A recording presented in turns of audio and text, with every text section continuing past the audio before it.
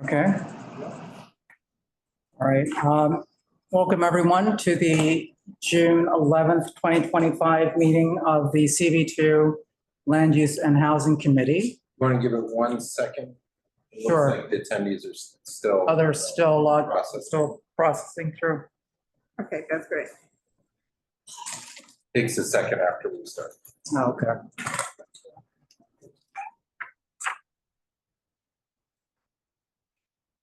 I think we're probably good now. Welcome everyone to the June 11th, 2025 meeting of the CB2 Land Use and Housing Committee. I am Eugene Yu, Chair of the committee. With me is Katie Bordenaro. Vice Chair, And if we can go around, have committee members introduce themselves that are at the table. Susan Wittenberg, committee member. Donna Raftery, committee member. Carter Booth, committee member.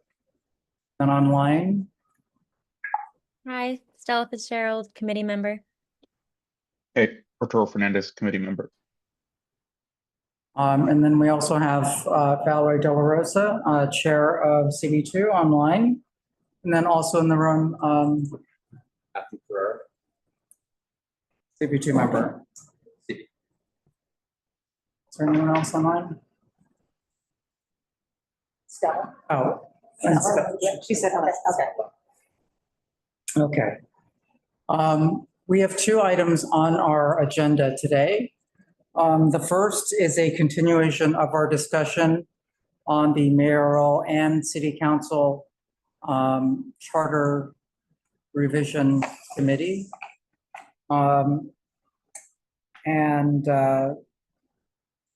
I've circulated to committee members a presentation that George Jing has put together to kind of frame the discussion. He's kind of broken out the topics that both of the committees have discussed as it relates to land use and housing. Would committee members feel it's useful to kind of go through the 7 divisions, I guess, of the recommendations that the council is making, and then we can have a discussion on, how the committee feels, in terms of our feedback, and then in terms of what form our feedback should be. We have a deadline of, I think it's July 7th. Yeah, we have to vote on it this month in order to Yeah, affect it. so we have an ability to have written, July 7th is the July next, 7th is the is the next, last hearing. right, You probably want to get your comments in before that. right. Okay, thank you. Thank you, Mark. So if we want to go through the presentation from George, why don't we share that on the screen?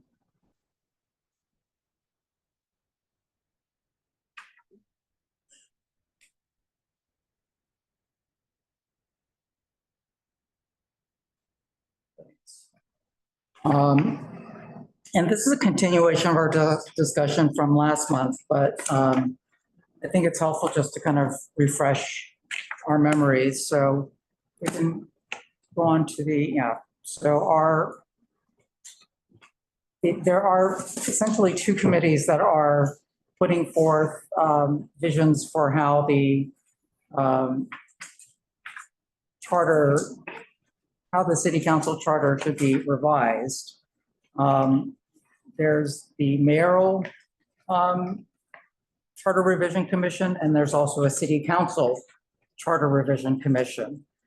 The changes will appear on the November 2025 ballot, but the main impetus that the mayoral committee is giving for putting forth a revision is to streamline the land use process in order to make it faster, more predictable and have it be less of a, quote unquote burden for applicants to have in the process. The preliminary reports have been released, and we do have 2 copies of those at the printed out in the room. But for the purpose of our discussion, George has helpfully broken down some of the main points for us to quickly take a look at some of the main issues. Go to the next slide.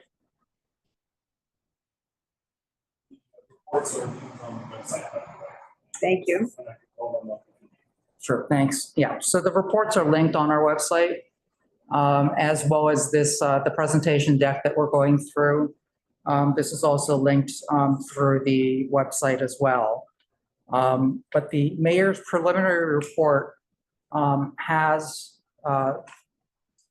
more than just land use. It talks about elections, voter turnout, climate, infrastructure, the city map. But for the purposes of the Land Use Committee and the Land Use and Housing Committee, we'd like to take a look at the portions of the recommendations that impact the land use review process. Go on to the next slide. Okay, so actually that was the slide I was looking at. So these are the additional portions of the mayor's preliminary report. Go to the next slide after.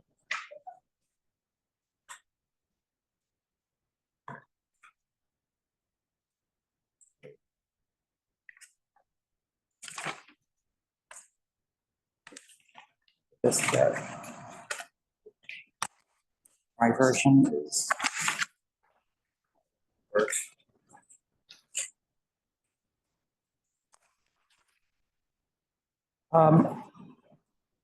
There have been a number of meetings already, and there have been testimony already given by Citizens Housing and Planning Council.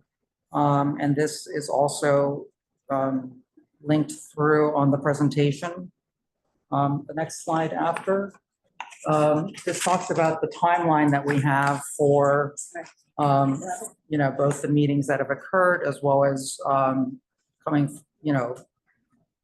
to happen. The last public meeting on this is July 7th. It is at July 7th from 5 to 8 p.m. And after the July meeting, it's likely that the ballot recommendations will be produced. But as Mark mentioned, for us to have our voice heard, we would want to have our feedback on this voted on at the full board meeting, prior to the July 7th public. A week from tonight. Exactly. And our public meeting, our full board meeting is instead of Thursday, I believe it's next Wednesday, right? The 18th. Yep. The next slide after, this is just a quick overview of the ULURP procedure. I don't think I'm going to go through this unless someone wants to have this reviewed, but this is the current procedure that land use applications go through. There is a prescribed timetable in terms of actions that need to happen, as well as where the community board has a role in the process, as well as the borough president and the city planning commission. Go to the next slide. So this is where George Janes has helpfully broken out the preliminary report into a summary of concerns. And there's really 7 groupings that he's identified. Fast tracking ULURP, the different roles within the land use review process, the categories of projects that would require ULURP. Number 4, the concept of a zoning administrator. 5, comprehensive planning for housing and let's call it the 10-year capital plan. 6, touches on member deference, although that's never been a specific prescribed aspect of the ULURP process. And then the seventh that George pulled out for us is modernizing the city map. The next slide, fast tracking ULURP.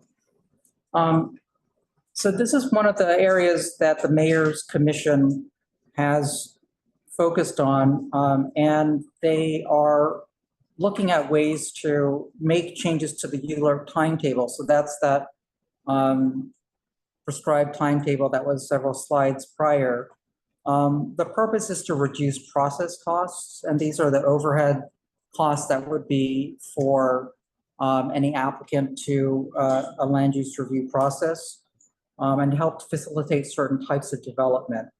In order to have this discussion, the commission talks about having different levels of review, where large projects would take one path and small projects would take a faster, smaller path that would be presumably faster with less overhead. Historically, there have only been a few small residential rezonings. This is zonings in R1 to R5 districts, or that result in less than 40% increase in density. And the commission blames that on the cost of ULURP. This commission is essentially saying that because the burden is so high, that developers simply don't bring forward small residential rezonings and undertake the ULURP process. And their reasoning is that if small rezonings had an alternate path to follow, we might see more of them. The commission also suggests streamlining the review of what it's calling categorically beneficial projects. And that would be, for example, 100% affordable housing. And that's where the community benefit would outweigh the, the community would have, a benefit that we would voluntarily have a less onerous and a less lengthy process. And some of the questions that are not really addressed by the commission are, what makes a project categorically beneficial? They've given the example for 100% affordable housing, but it's unclear what other types of projects would be categorically beneficial. And then there's another question that's again put forward, which is, can local review and ULURP make categorically beneficial projects better? So, that's something to keep in mind as we go through the reasons for why the commission is pushing for fast tracking ULURP, and why we would feel one way or the other on this. I think it'll be helpful to go through kind of the 7 categories that George, I'd like feedback. Would it be helpful to have the discussions as we go through the 7, or would it be helpful to just kind of quickly go through the 7 categorizations and then have a full discussion, kind of all at once? Not all of them are gonna need as much discussion, so, Yeah. why don't we just go through it and. Go through the 7. Yeah. And I think that would be helpful as well, just to quickly go through the 7.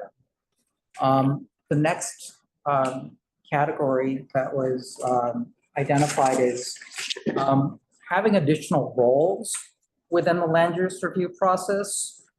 So currently we have specific roles that are placed, like the borough president has hearings, the city council then has hearings afterwards. And as part of the recommendations, the commission is looking to kind of maybe change some of the roles that the borough president and the speaker of the city council would play. They're also looking at maybe consolidating the advisory portions of ULURP, namely to move it from a 90-day process to a 60-day process. Sorry, Eugene, but when Sure. they say enhancing or otherwise changing, pretty sweeping, Yeah. we don't really know what that means.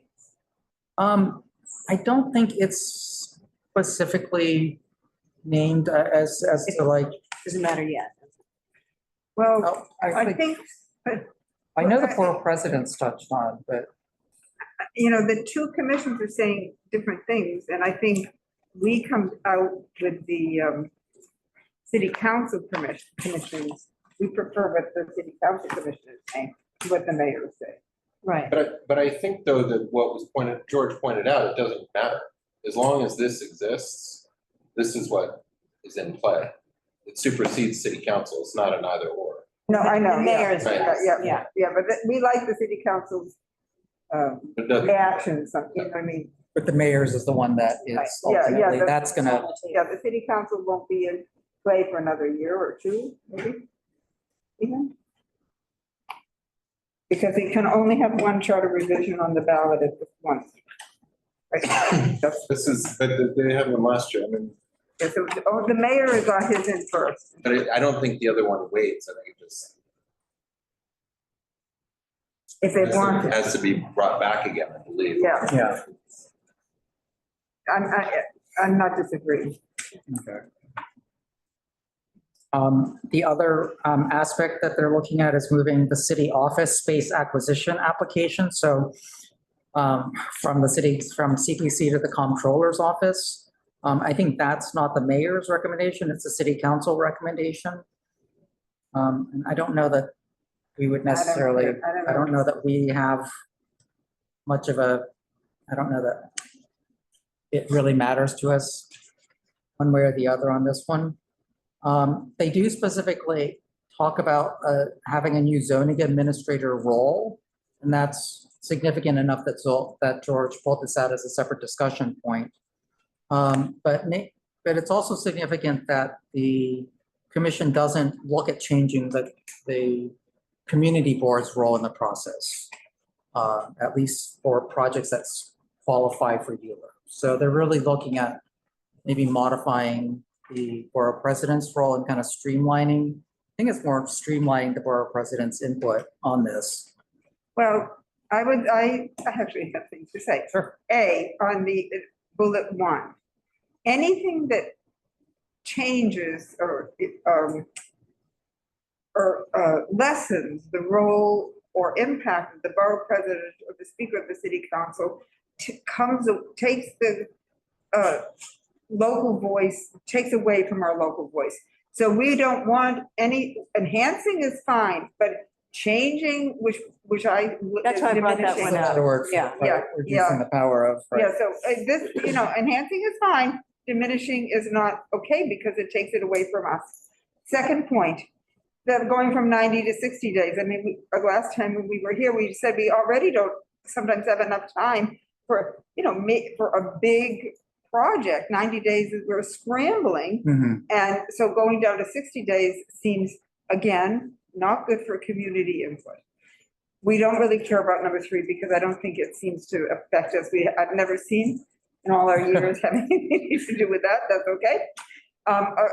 George goes on to talk about the zoning administrator, Mhm. and he says that such an office exists in other municipalities, but it is not defined here. So you don't know whether to support or not because we don't really know.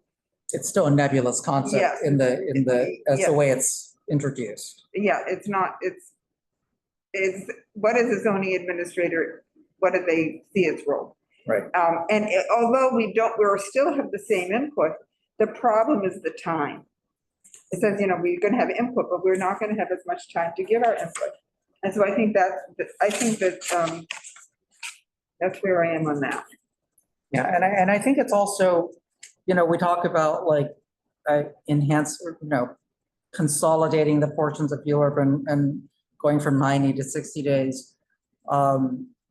As Katie points out, for large, complex ULURP applications, frequently we find that we run against, we would like to have more time. So while they talk about small projects, what about large projects? Yeah. Why not then also have go on the other end of the spectrum and say, well, if you're going to make it streamlined for small projects that are, very small residential, like I think it's like 6 units or less. We and- don't ever see that. Which in our neighborhoods, we don't really see things, we don't have 6-unit buildings really. But we do deal with rezonings and, should a rezoning require or deserve a larger time period than 90 days? Why not suggest going the other end and then saying if we want to make this relevant to or pursuant to the complexity of the project, why not grant more time for Yeah. complex applications? So And that's most of our applications are complex. right. The ones that we typically tend to see Yeah. tend to be, we've gone through the Soho, NoHo, Chinatown rezoning, Our biggest thing. our biggest ones. Yeah, I mean, George has some really good points that he's just making about. There's a lot of smoke and mirrors on the timing issues because it's the pre-timing. A lot of it's the Just pre- like right here with all these timeline issues, it's concern about the end. Right. When it's the last mile, when most of the time is actually spent at the beginning. Right. And nobody ever talks about Years that could go on. pre-ULURP timing. yeah, we do. But And so it's just, and so the time could be significantly sped up there before. That would make a bigger impact, right? And But that's not, that isn't on a mandated timeline, right? Through the, right, but addressing those issues would actually make a bigger difference than timeframes later on. report. Right. It's just like, it's like the ridiculousness of outdoor dining. Everybody was concerned about the review process and DOT sits on them for 360 some odd days. And look at. And and that's not us. And, and then there's 40 days of review, which has all been reduced. Previous program, and this takes longer than the new program. But, and also, So, just on the 90 to 60, I mean, we are a special community board in that we meet in the summer, but the community boards that won't meet in July and August, the 60 days, they can't even, they can't even commit. there's also, correct me if I'm wrong, but, DCP decides on the referral date, which begins the process. Right. Right. Right, so that There's always a big game metric around. is, they've always been willing to work on that, so the timing works for everybody. Well, sometimes, but then we've gotten word, oh, we're gonna do it in July, and we said, no, got to work on that. And we talked about this last time, and I think you were the one who mentioned that we should, the clock should start at the first of the month, so that, Right. Oh, yeah, right, I mean, that's another, There should be certain days that it drops Yeah, versus playing with that.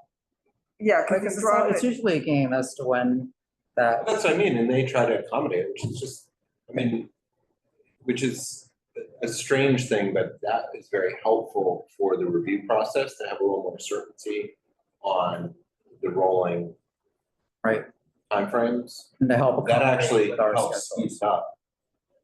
Yeah, Yeah, then and I guess the other thing I would add is like, especially from the presentation at the Municipal Art Society, it was really interesting to hear how some developers, maybe a small fraction, actually try to proactively reach out to local city council leadership and local community board leadership during the pre-certification process to kind of minimize the amount of community backlash and controversy during the 60-day period. So it's to me it feels like this is just a way to kind of like eliminate the community voice and input portion of the ULURP process, whereas if they really cared about minimizing that kind of backlash and controversy, they could actually do a better job of communicating with the community during the pre-certification process.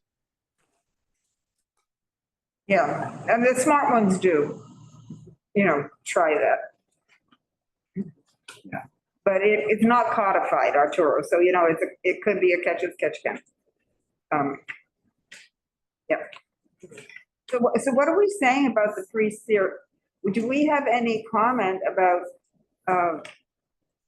enhancing the pre-cert ULURP process? Do you have any desire to address that in this context?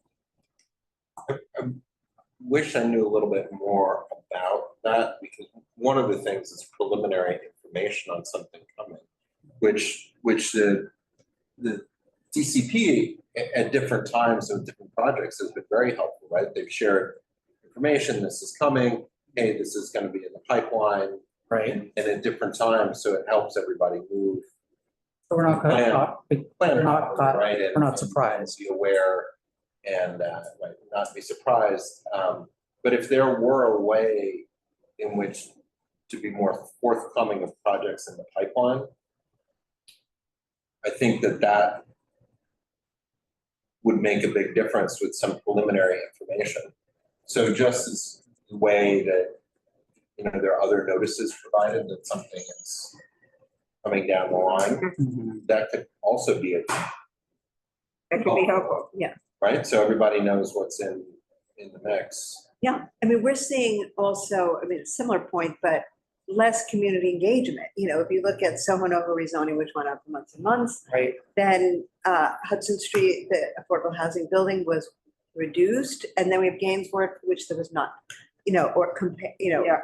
and, the result of that is the community has less trust and thinks that Process. participation has no input. So it feels like with this, basically, they've already done that, taken it away from the community. Now they're compressing the community boards, reducing 60, they just want to reduce everything to just, that's what fast tracking is. So they think Right. fast tracking is great, but it cuts out everybody.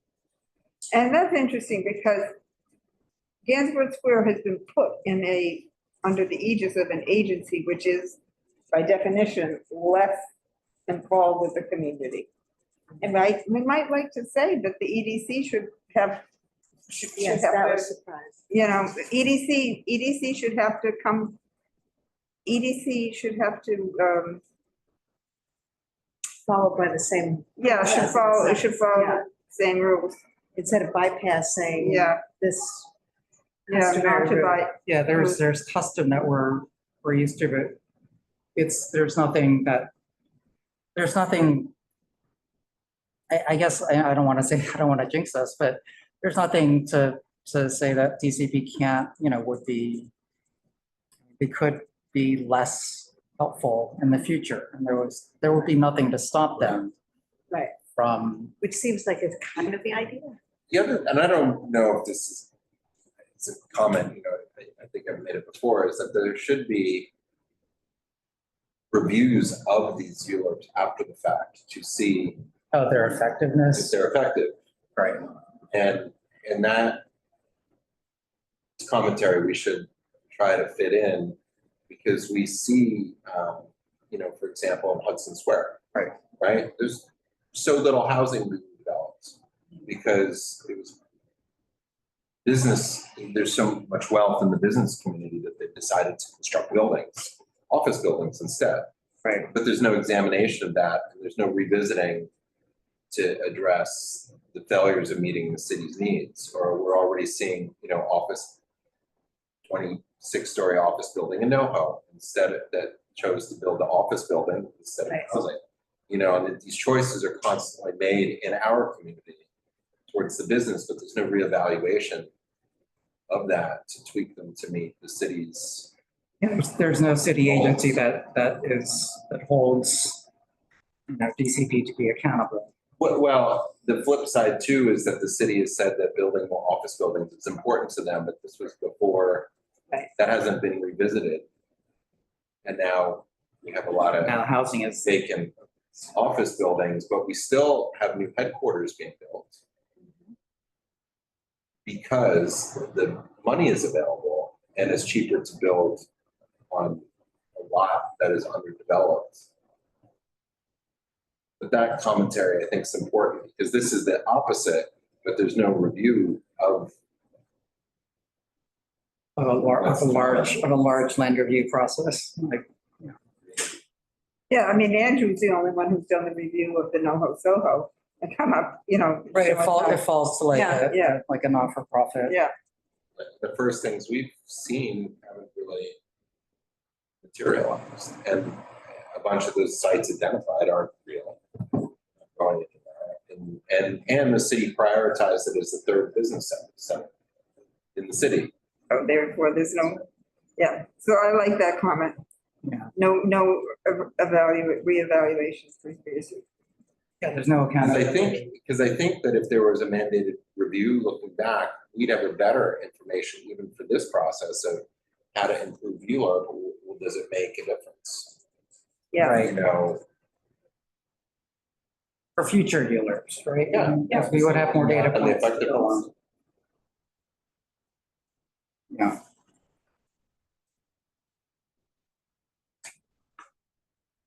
Okay, let's move on to the next slide.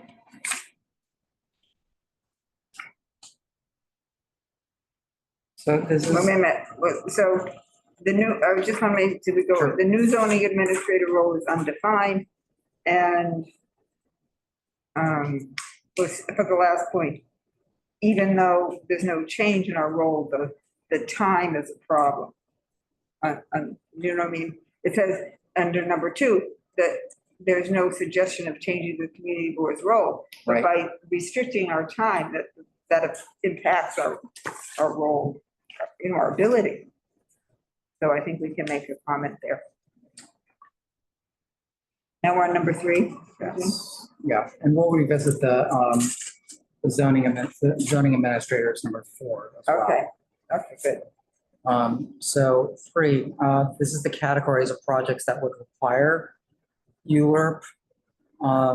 And the changes that are being, I guess, promoted would be identifying the types of projects that qualify for ULURP. The commission suggests a new process for zoning changes that are related to climate or infrastructure, as well as a different process for public land, so that there's not a one-size-fits-all ULURP procedure. And I think that some of the examples they give are that some city properties are very tiny and inches wide, and the city needs to go through the same ULURP process to dispose of those as it would be for, a large rezoning. Stretch of an example. So that, right, I think they're looking for, extremes here to make their point. Exactly. But, who knows? It might actually be significant. It could come up, yeah. It could be, I don't know how Space many. No. between 2 lots could, Yeah. change. Right. Remember we had that example, There are leftovers from like, Yeah. when like the the avenues subways have were- gone yeah, in, right? Yeah, but, and what's the last one? So, and the last bullet point is there's a recommendation to streamline disposition to activate public land for affordable housing and other uses. That's, I don't like that other uses. What are other uses? right, what other uses are there Yeah, besides? that's not very, Yeah. that could be a bad, we might not approve of that. Yeah. As, It needs to be clarified. Yeah. only if there are other public uses, not if they're selling them off for, Right. Private yeah, development. only for public use. Yeah, so this would affect the number of projects that are even captured by the ULURP, funnel. I know, Kate, the other uses, sorry, it's Yeah. like 30% affordable housing, the rest is market rate. Market Yeah, I know. rate. This is not- Thank you. Where would that? You don't see that. I Matt? also, I wonder if maybe in our reso, we could suggest like a square footage cap for public land where they want to bypass. So that way, it doesn't end up being like a 388 Hudson Right. information, that just bypasses us because it falls into this category of public land when really they're, like you were just saying, they're looking for the extremes of the little slivers. So maybe a square footage cap on that. We don't know what that square footage would be, but maybe they could propose. Maybe they could propose a cap, right? I mean, maybe they could also propose that public land should be activated for affordable, 100% affordable housing. Yeah. And Or that. the public use, yeah. Yeah, and that they should justify if it's not. Well, then we're definitely going to say that as far as we know, this is much too vague. Because, you know, we would want specific, Criteria, yeah. yes, specific square footage or specific measurements to understand what's being disposed, you know, what's being activated. So needs. And specific uses. needs Right, this, specific, okay, the other uses, right, is a very big catch-all. yeah, and uses. Yeah, But, you know, again, I think, you know, they're trying to identify ways to bypass the ULURP process for certain types of, and, you know, and some of this may be, you know, maybe, it may be good ideas for, you know, future types of projects that are related to climate change and, you know, resilience. We haven't seen a lot of these so far, but we may in the future. So this is something that, you know, I think we should give some thought to. and on number 3, I think also we want more definition. I mean, the example here is inches, but what if it's feet or, you know, yeah, more definition is needed. Now, on number 2, Mark, is Will taking up this climate The resilience, resilience? I don't know that he is. I can certainly refer this to him. mhm. This was pretty much sent to your committee. No, so I understand, but he hasn't, because that's really something that, For sure. He hasn't said anything. Wasn't this brought up at exec or something? I think. I I believe thought it was was. brought up at exec, Yeah, yeah. I don't think it was it's- resolved there. Yeah, I don't know. Well, he wasn't at the last. yeah, he wasn't. No, I do want to make one quick note that George's language is helpful as a summary, Yes. but the actual language of the report with respect to this fast tracking stuff is quote, particularly, fast track for quote, particularly crucial, end quote, or categorically beneficial applications. Okay. This is in the notes that I sent you. Yeah, I saw it, But yeah, to Katie's point, you could drive a truck through either of those. Right. yeah. So we still do not have good definition. Mark, where is that in this report? Is it, do you know? I believe it starts around page 23, but I'll get it for you in 1 second. Yeah, maybe we could bring up 49, that. 48, 49, 26. Okay, so while Mark looks for that, let's go on to the next bullet points. We can come back to this in the discussion. Bottom of page 40.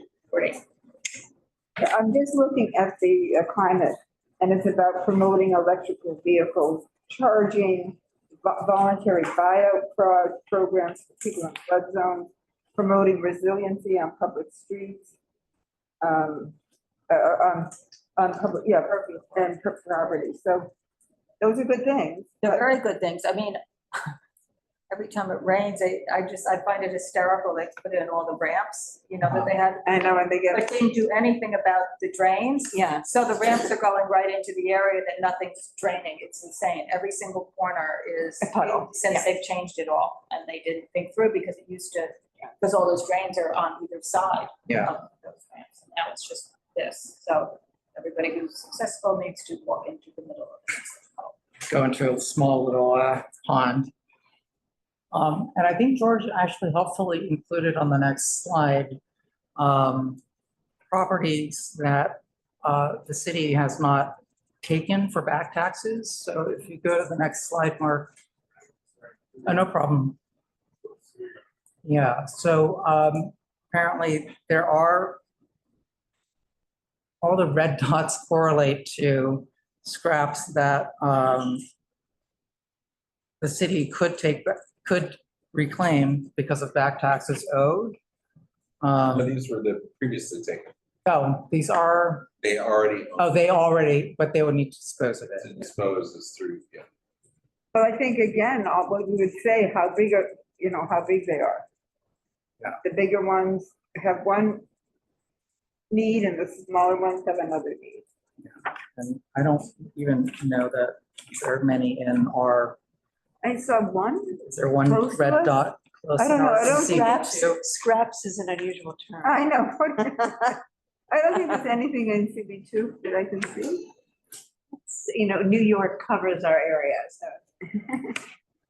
Okay. We can't see past under the lettering. Yeah. Great. Let's go to the discussion number 4 of the zoning administrator office. This is an interesting one.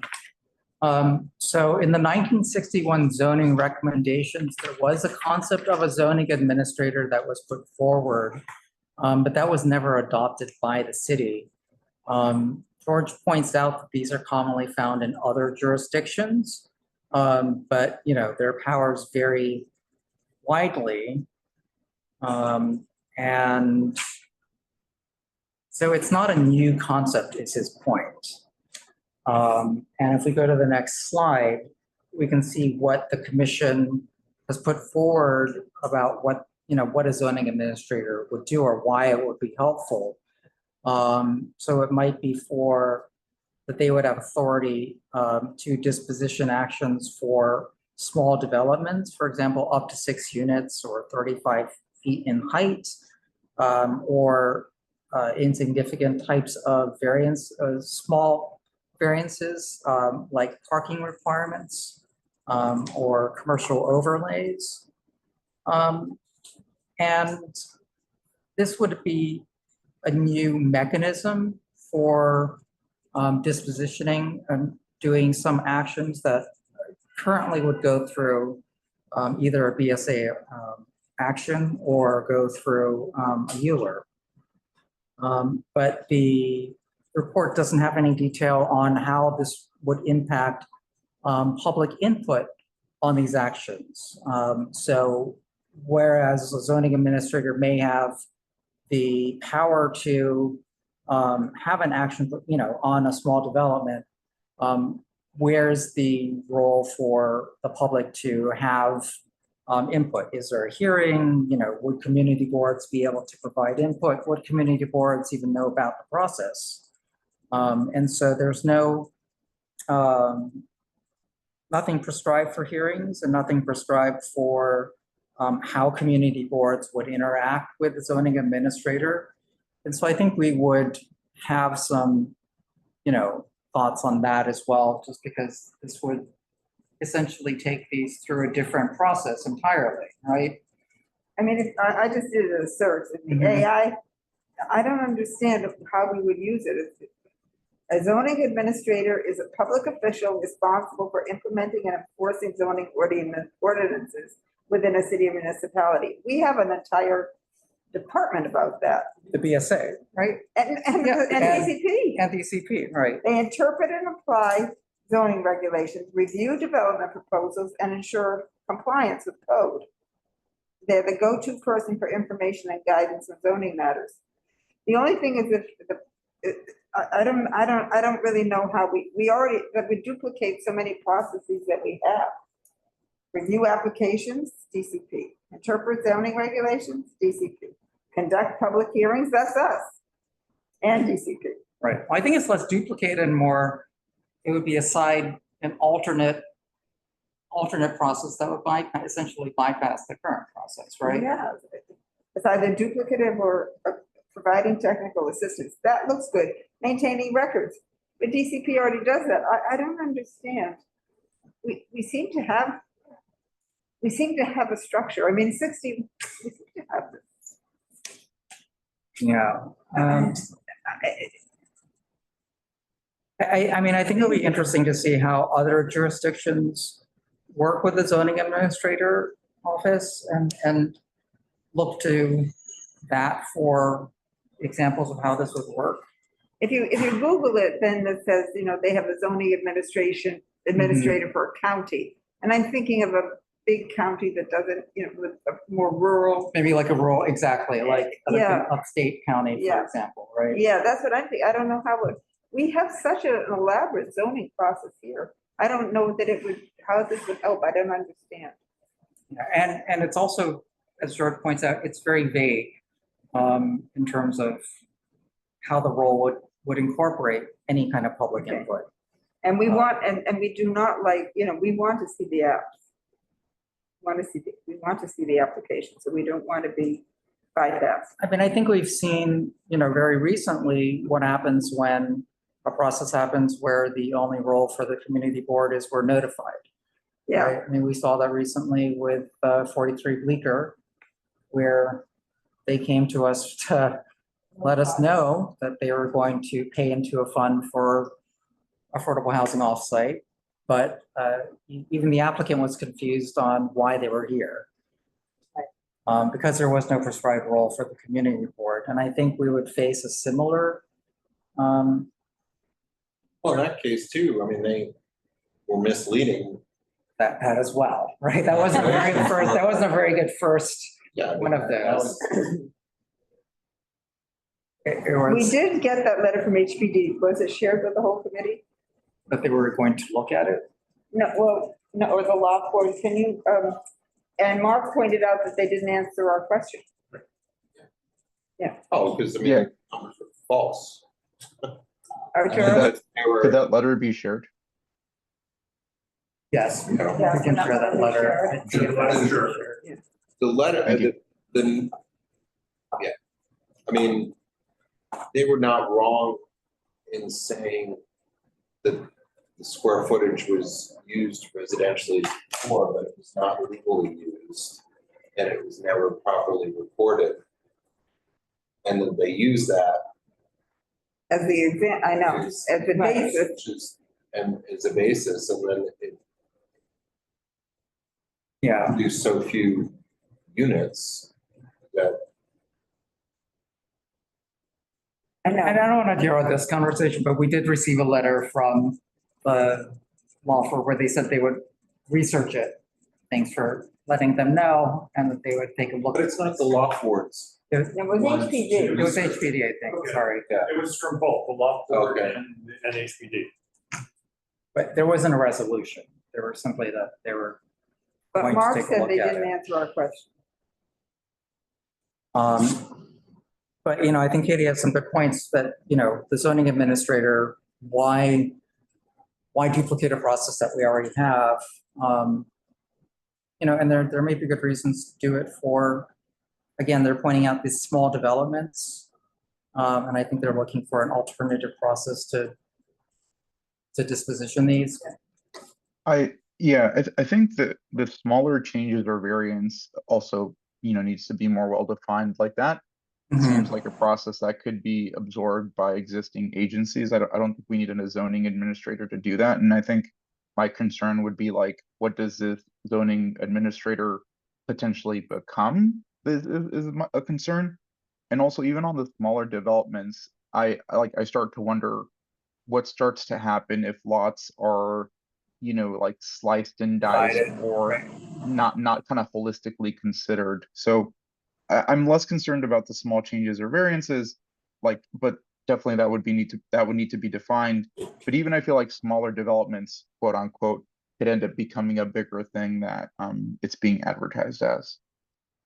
Yeah, I mean, it might, for example, encourage a developer to develop primarily commercial and maybe have just a few residential units to get under like a number of units. Right, to make it small. To make it small, right, to make them have a faster ramp for them to take. Yes.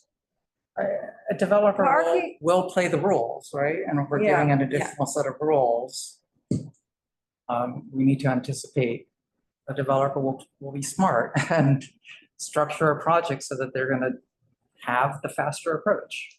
It makes sense.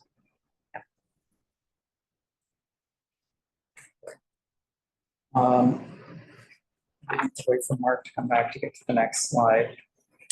Well, but that's the whole thing, Eugene, is that like, is that the point of all of this? Basically, is to just make it more efficient for the developers to speed up the, is Right. it? Is What's it the impetus them for, right? or for, the community? Yeah, is it for the Obviously. public good? Is it for the people that live here, or is the developer pushing for these changes? It seems like a lot of these are being driven by a developer saying this is onerous, right? That, woe is them. Yeah, I know. thank you. I love that line. Woe is them. Okay, so this is the letter from, the combined list.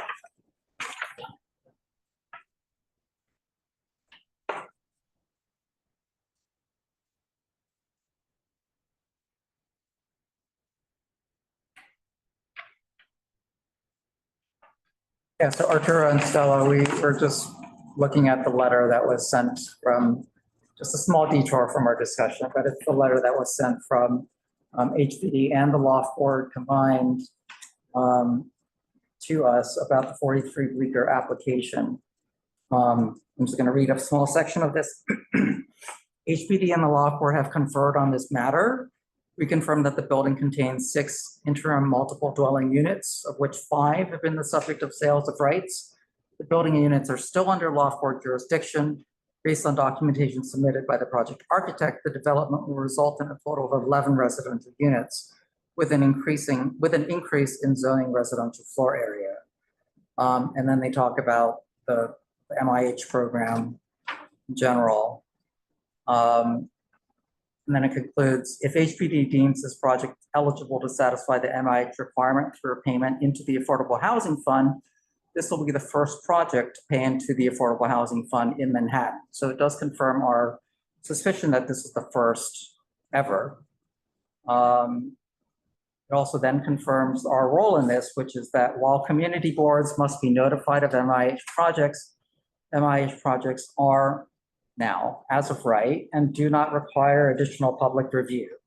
That being said, we appreciate your engagement and questions, But they didn't answer our question. but they didn't actually answer our Were question. those 5 units eligible to be considered for this?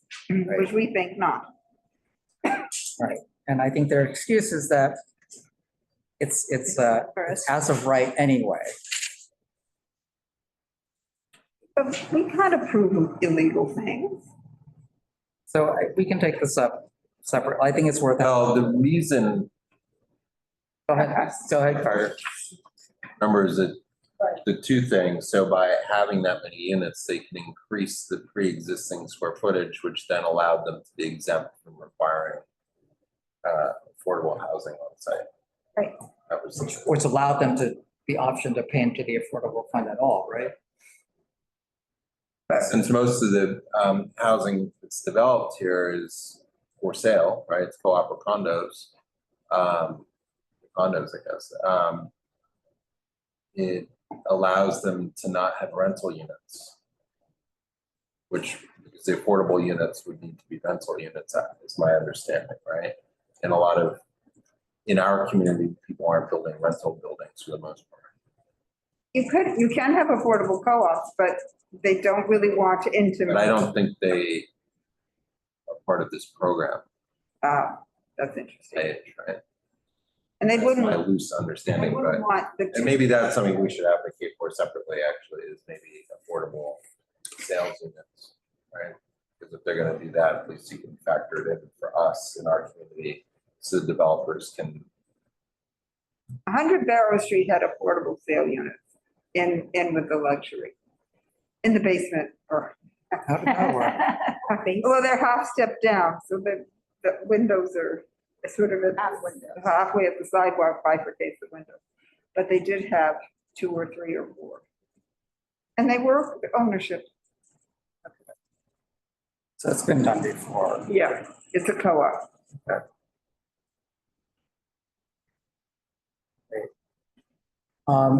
We can go on to the next slide on this. So You see them? The fifth point that And immersive. George brought up is comprehensive planning, fair housing, and a 10-year capital plan. So the Mayor's Commission included language on elevating citywide needs, which suggested a city plan. Oh, really? Elevating Yes. citywide needs of Yes. affordable housing? Oh, thank you. It talks about the possibility of a comprehensive plan, which was introduced by Lander and Reynoso.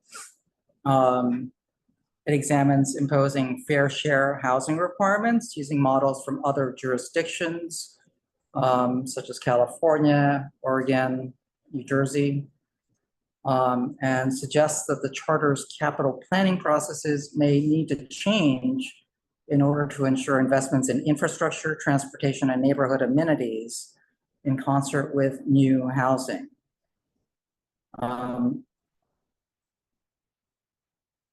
I think we may want to look at kind of the language that's in the Well, in the ULURP process, commission report. but in the ULURP process, they have to say whether, how many school seats will be needed and how many, say parking spots, it does say school seats might be needed by this change. Right, parking's no longer part of. Right, because part the of laws have Manhattan. changed. Right. But it doesn't talk usually like, it is a problem because sewer capacity is not always, is not clear. Public transportation changes, not clear. Well, they do look at transportation, I think, in terms of, like, right, peak. Yeah, they do Users. talk, yeah, they do talk about that, but that's a traffic impact, but they don't have like a recommendation for a new bus line, for instance. No, they don't. And neighborhood amenities, the whole thing about whether there's enough park space is always, it's always a messy computation, and the community often has, in the past, it hasn't always agreed with the way they've calculated. Well, we're deficient in open space, and every Yeah. application just says that that is the case. Yeah, Doesn't- and Doesn't nothing do really anything to. Yeah, to exactly. Amend that. So you know, this is interesting because if this could be an improvement on the current It could be. Right. It Could could be, be. right, because this doesn't, it does, like you said, it doesn't. It's kind of deficient in our current process. Yeah. It's an improvement. So this may be an interesting thing for us to take a look at. And on the next slide, George continues and talks about the recommendations built upon the new fair housing framework, including new 197A community planning rules. It would require DCP to create or assist community boards with 197A plans.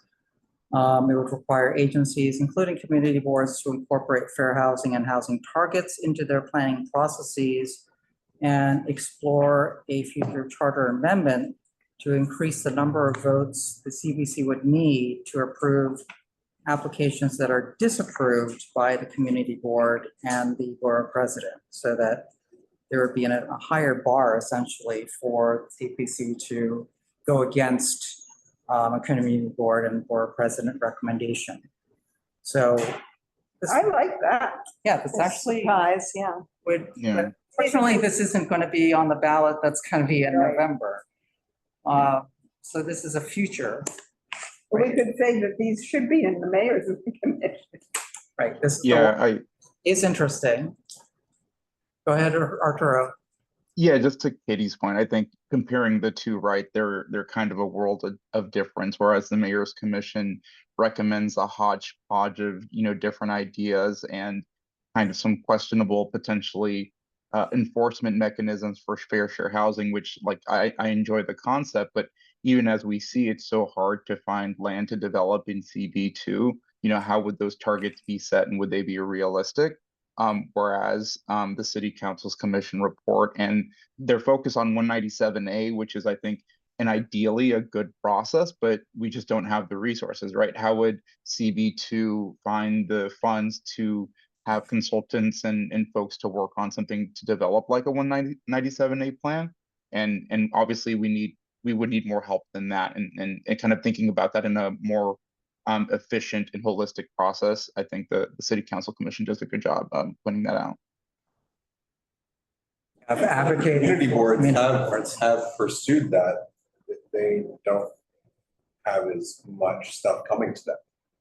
Our board has a lot of stuff coming to us. I would Other just, boards have done those plans. we did one, Doris Deether did it for, she was Right. a zoning expert, and she produced a 197A 25 years ago, for, mostly for the waterfront area. And then DCP, I still have it, it's a nice book, DCP blindly threw it out. Oh, I'd love to see it, but I mean, it seems very difficult unless you're a specialist or we have, the funding to just develop something like that. She was a specialist and did this voluntarily, and it was a very big job. So you're right, Arturo, you know what I mean? It's a question of resources, right? Where do we have access to like a common pool of resources? I mean, that would be great if we did. Instead of just, I think the city council recommendation is a good one. I mean, it advances community input and it advocates for community boards.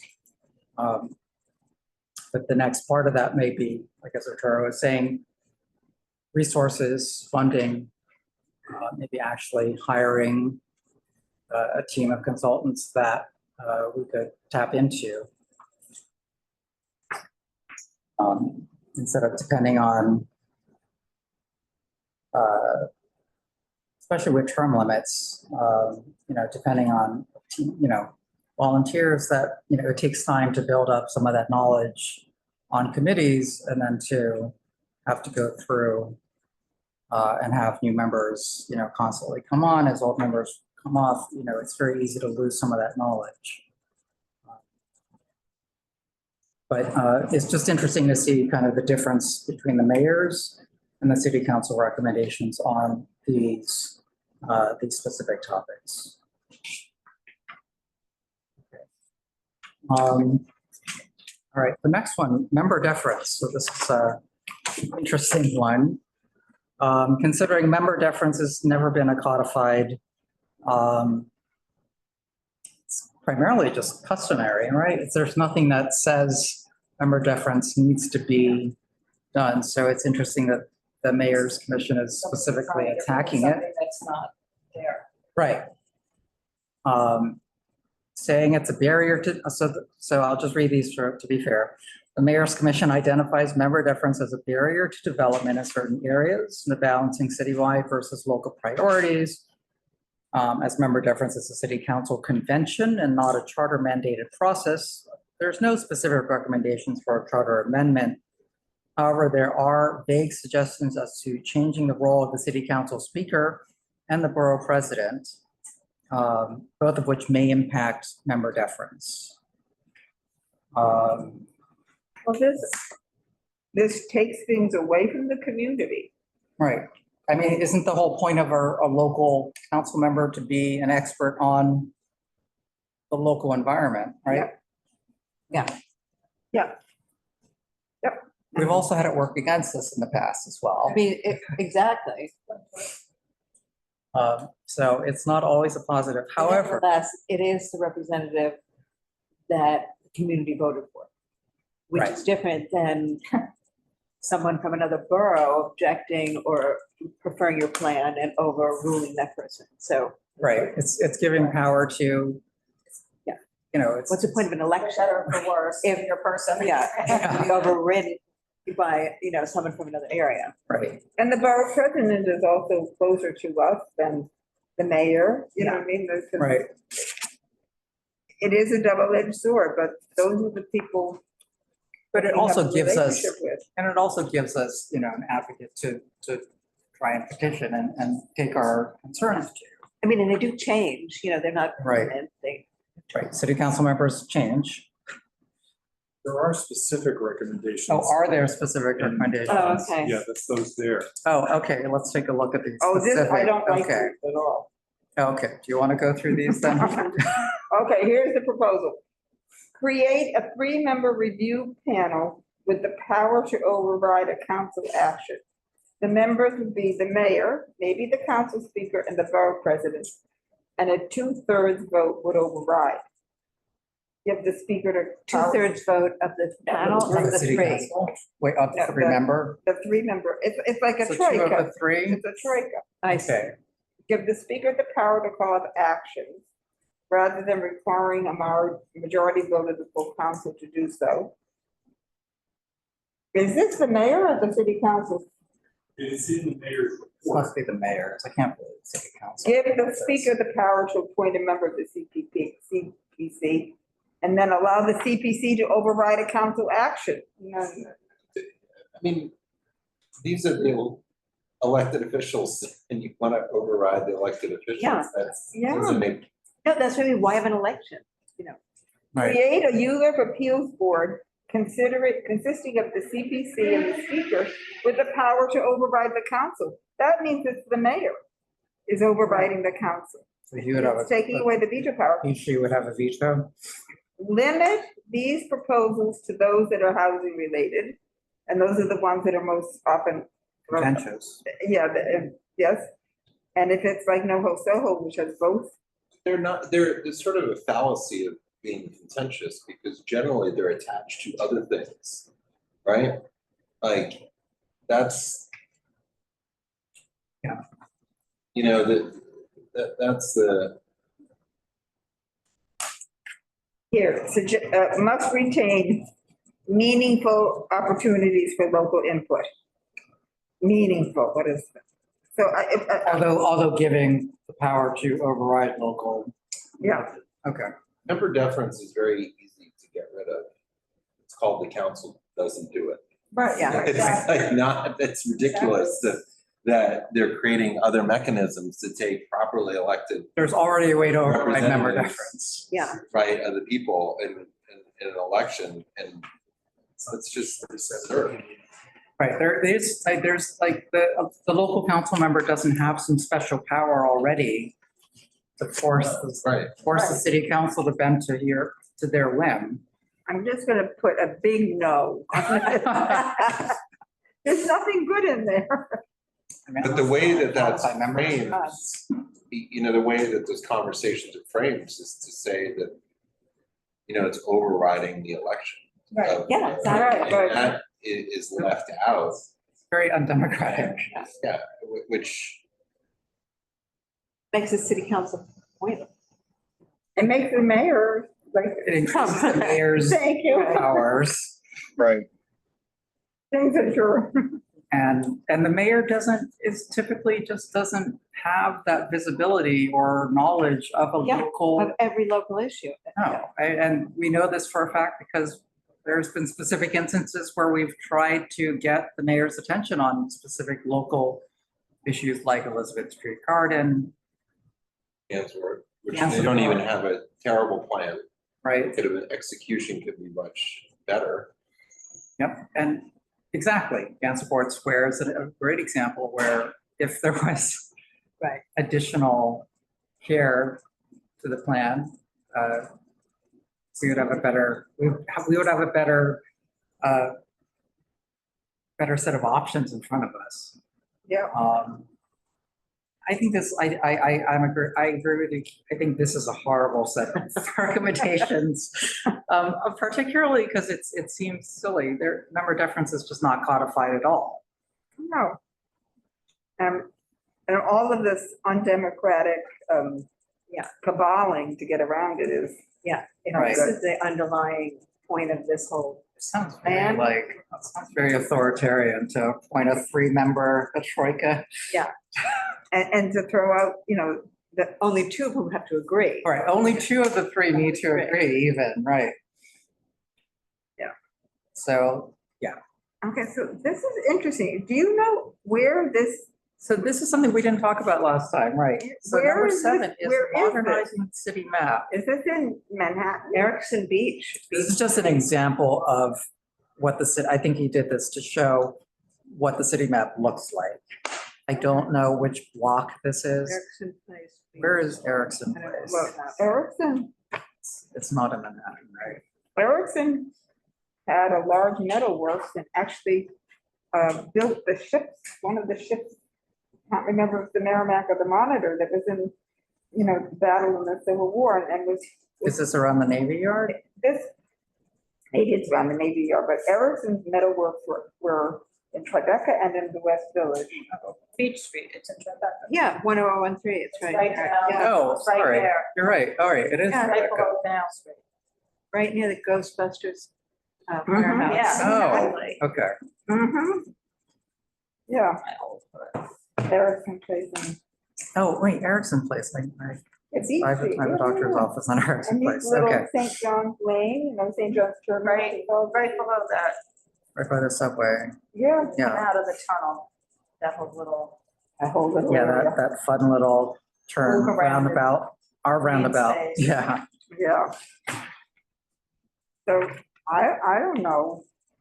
I don't have any opinion about the. city map. Modernizing the city map. Yeah, so the bullet points are, so they suggest centralizing the management to DCP away from borough presidents. I wasn't even aware the borough presidents had management review over. I'm Yep. not the guy. Hmm? Borough president has the map guy.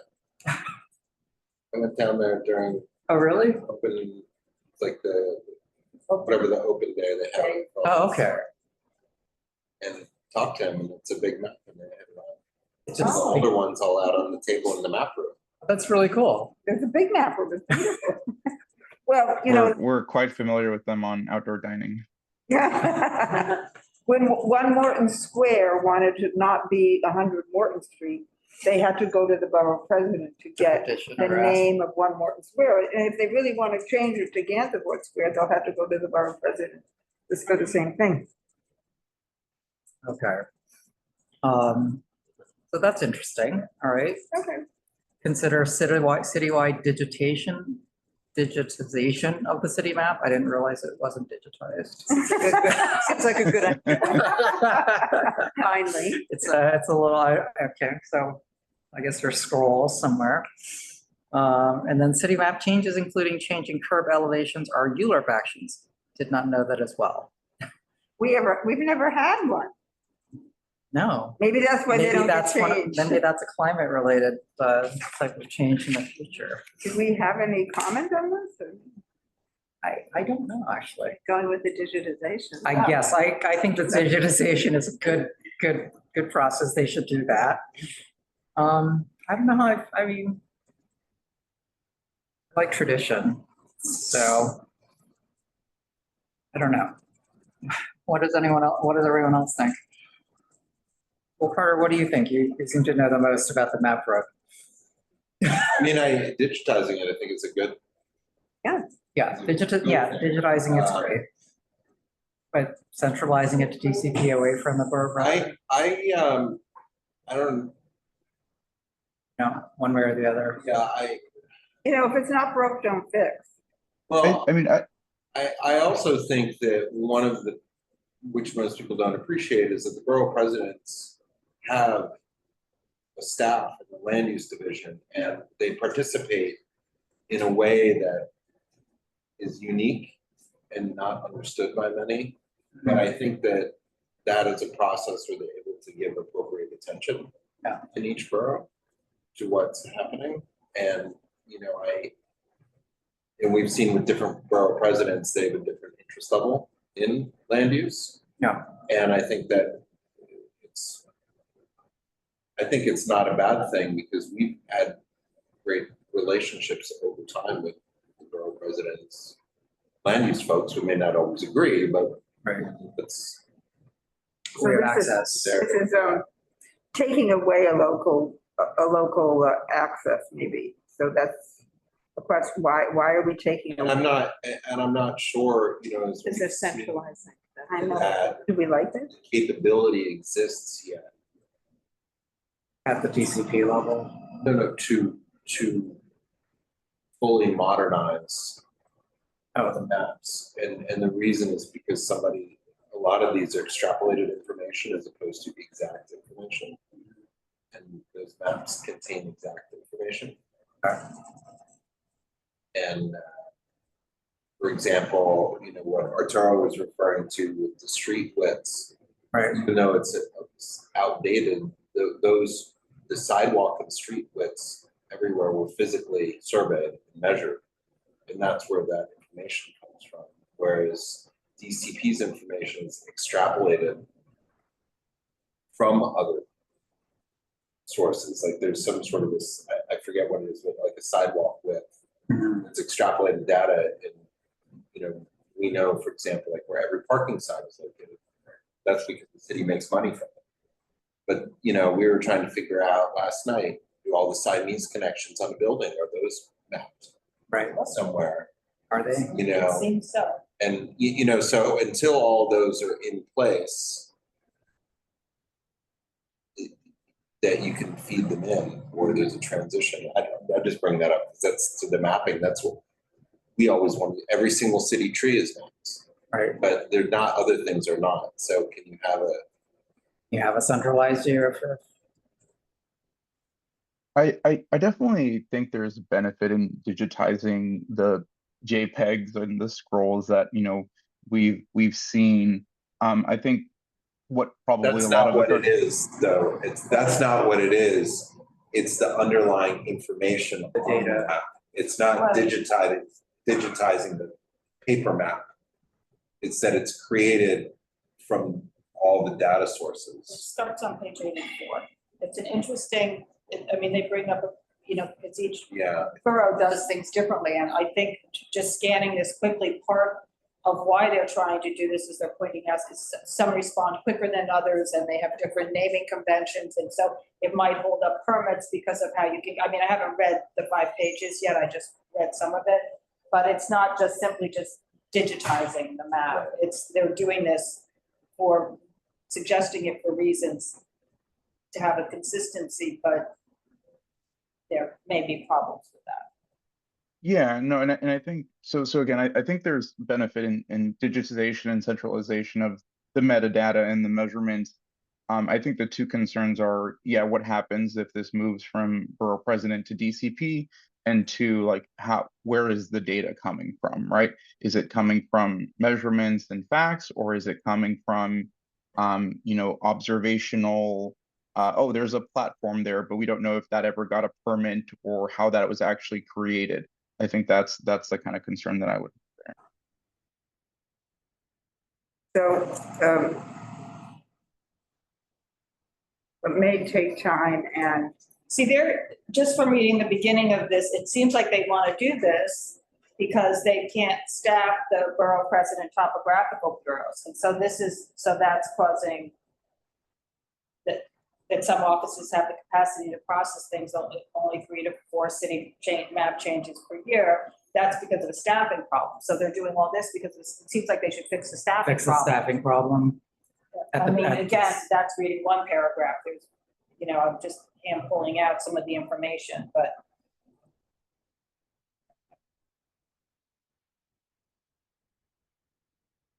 It's, I think Katie said this, you're taking something away from your local people. There may be a reason, again, with a more thorough reading of this, that you may not want to be taking it away, and instead you might want to find another way to fix the underlying issues.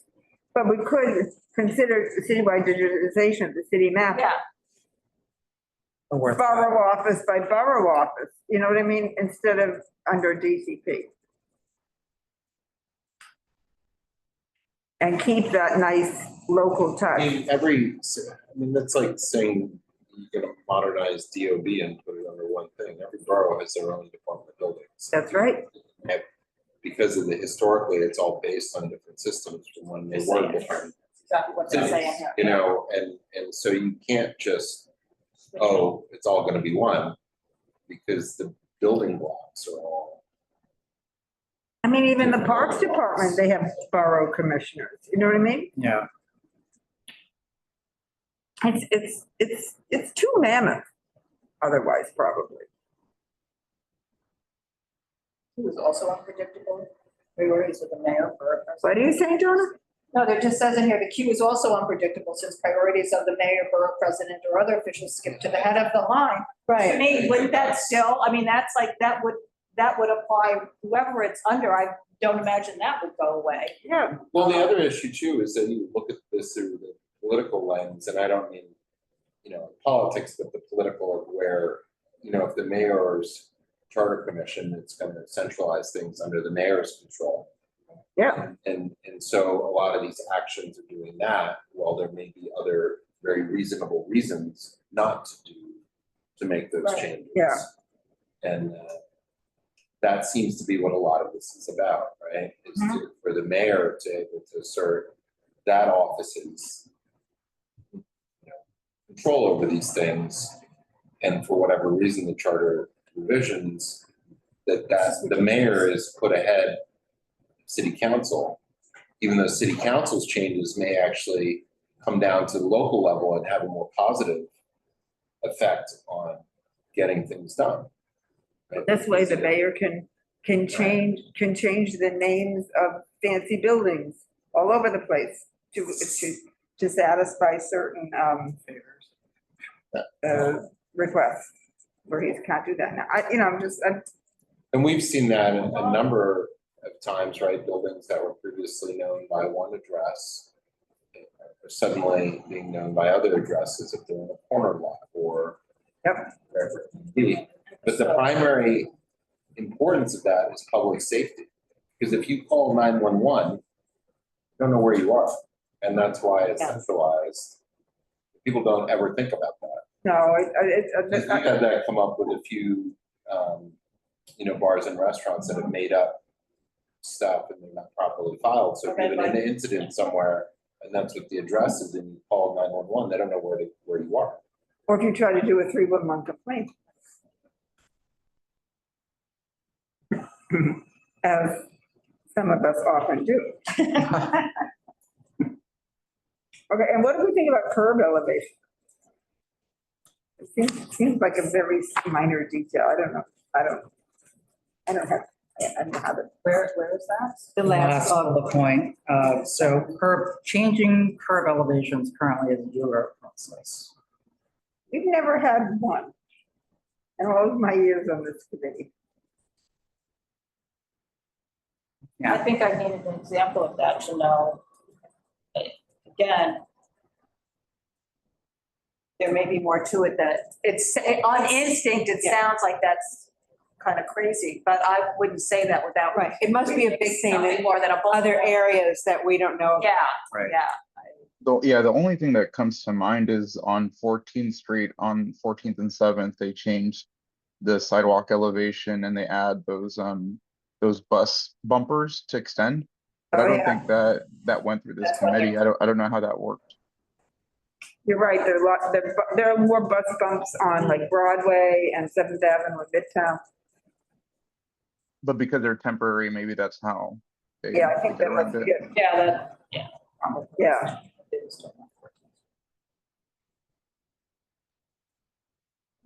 It's interesting. I don't actually see this in the. Yeah, there's I don't see it, you can't search it, recommendation. right, I'm searching it, all right, I thought it was just B, sorry. It's like Everybody's searching the I same thing think as it's getting an nothing. added commentary from George. Yeah, we should ask him about it, I I guess. I have a number 8 topic if we're done with this one. Sure. So on page 21, as I was like reading through, bits and pieces of this, there's a section on electric vehicle infrastructure, and it kind of concerned me because it started talking about revocable consent. And it's kind of under this umbrella of like, oh, hey, we want to build more electric vehicle charging. But then it also says the commission heard testimony suggesting that general rules around revocable consents and franchises can be reformed to promote efficiency and greater transparency. And to me, that was a bit of a red flag, kind of like weakening revocable consent and public input over the public domain, and essentially making it easy to commercialize parts of the public domain. So that was a call out that I was also very concerned about. Yeah, and the revocable consents, just from a perspective, I mean, that's privatization, right? Basically, and that's used all over in our community, right, from stoops, new buildings, how that space is used, to sidewalk cafes, to placement of like the phones, right, all those are all old revocable. We just heard consents one, where like all the kiosks.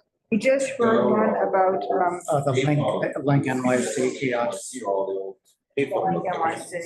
NYC. So yeah, somebody has that. Our building's going through right now with the ramp, we're trying to put in a ramp, and that's. So that's a also- revocable Right. consent too. Right, because. But all those things are, if you change, that's privatization of public space in the public realm, and that seems, city has not been able to properly harness the public realm, and that's why there's the public realms are, but that doesn't seem to have. okay, page 21. advancements. But we just voted on one as a community board for the Port Authority of New York and New Jersey for them to put holes in the sidewalk along Canal Street for the aquifers, it's a flood protection system. Oh. Just voted last month. But that's the thing, once you start loosening that up, Everybody wants it everything. becomes very opaque, being able to see what's happening, Let's say it creates greater transparency. Okay, so I'm writing a note, Arturo, on page 21 of the report. Revocable consent should not be loosened. We want to maintain control. CB1. Thank you. For purposes of transparency. Yeah, for transparency. Yeah, and input. Mhm. Yeah, and input, okay. Well, that's our role. Input. So, yeah, so let's have an overall discussion on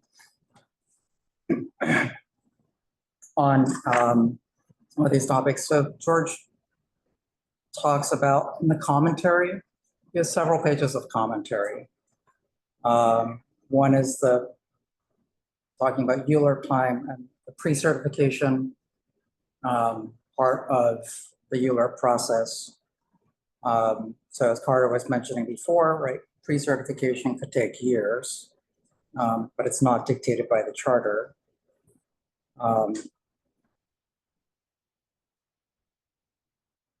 But Euler has a very set timetable of 7.5 months. And he also further says that there are some comments that are very general, but inaccurate. For example, the mayor's charter says, today Euler frequently requires the same costly multi-year process of environmental and land use review for a new 8-unit apartment building as for an 800-unit apartment building. And as such, Euler applications tend to be for big changes rather than small ones. Well, that's almost, I can't believe that this is in here. In our neighborhood, an 8-unit apartment building could be very large. They're triplexes and, 20,000 square feet each. And it might be an 800 unit senior. Building that's housing. a single unit now. Yeah, Right. right, I know. I mean, look at the Clarkson Street development where the senior housing, which is smaller than the luxury housing, but has many more units than the luxury house. So this is it's Do simplistic. you want to take Dated. any, I don't know if any public commentary on any of this as we go through, or do you want to do it? Sure. Yeah, I'm actually seeing also, is there is there a chat? No, the chat was just for Erickson. Oh, Grace okay, Suarez. okay. Sure. Is there any members of the public that would like to speak on these topics? I'm gonna raise your hand. Can you see it, Carter? I see no hands. Ah, Kate, I knew. It was, okay, wait, let Waiting me for Pete to just, raise his hand. Okay, great. Thank you. Apologies in advance. My window is open, so you might hear some interrupting noises, but I just want to point out, I'm not going to say their names, but there are a couple of people on the mayor's list of charter revision commissioners that are not friends of us. They've publicly said terrible things about us in the past. And I just think everybody should be aware of who's throwing this pile of garbage at you. And I also wonder, it all seems predicated on, okay, we've got to redo things because we've got to make room. We've got to grow the city. The city's got to accommodate. Is that really true? Can the city even function at the level we're at now? Infrastructure wise, in any number of ways. So I think this mania for making the city accommodate for another couple of million people is not necessarily the best way to go. But I'm not a professional, so what do I know? Thanks a lot. Thanks, Pete. Thank you, Pete. Is there another hand up? No.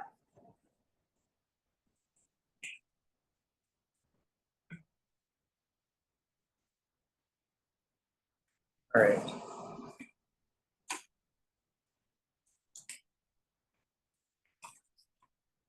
Going back to the discussion about units, I think, I don't think units is the right Yeah. well, unit. Yeah. It's not the right measurement that we should be looking at. And we've typically been burned by when we talk about units, in terms of, units of affordable housing. They tend to be very small.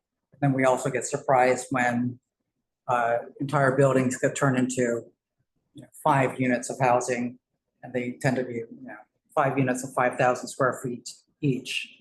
And so units is not particularly useful for us. And we've seen extremes on that in CB2. Yeah. Only seems to be getting worse. Yeah, it is getting worse. I mean, we've seen a lot of, we just saw, I forget the exact address, on Green Street, right? Where it's a single unit, the whole entire building is. Oh, two buildings. I I think it's a double Two building. buildings, right. Yeah, Now it's one unit, one mansion, yeah. one mega One mansion, unit. one unit. So But would that fall under a small residential conversion because it's under 6 units? Exactly. I mean, it's an enormous change. Well, I guess, but the whole, George, I'm just looking at what George's point is. George's point is that ULIP is confined to a certain amount of time, but it's the pre-ULIP that takes so much time and costs so much money. Yeah. And that's not, and that's like member deference. The pre-ULIP isn't defined or mandated or anything. So I don't know what's being accomplished here. It's just saving money for people, right? Well, for developers. Yeah. So what do we want to, And then he continues to say, small actions have small application requirements, and there are many tiny land use actions, but the report suggests that they cost applicants as much as large actions. And George says, actually, they don't. And he gives a few examples of few small actions that had small application requirements. And he gave an example of the special Lincoln Square District extension where George actually wrote this one. okay, so this is a miss.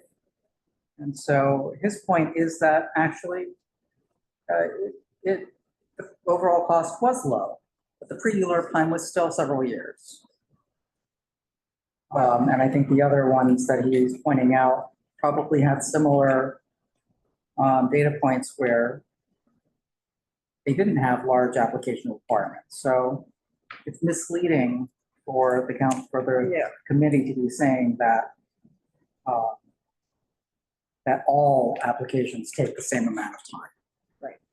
Or the same requirements and overhead, because that's not true. Should we say, should we reserve any comments for the pre-ULURP process? Well, I mean, it's the same bind as member deference. It's not required. And people who want to go through a ULURP action are trying to prepare for it to succeed. So they take the time and effort to get their ULURP to succeed in the 7.5 Reach months. out. Oh, within the 7.5 months, right? Yeah, so whatever time they take beforehand, that's their judgment. Right. It's not something that we're requiring. Right.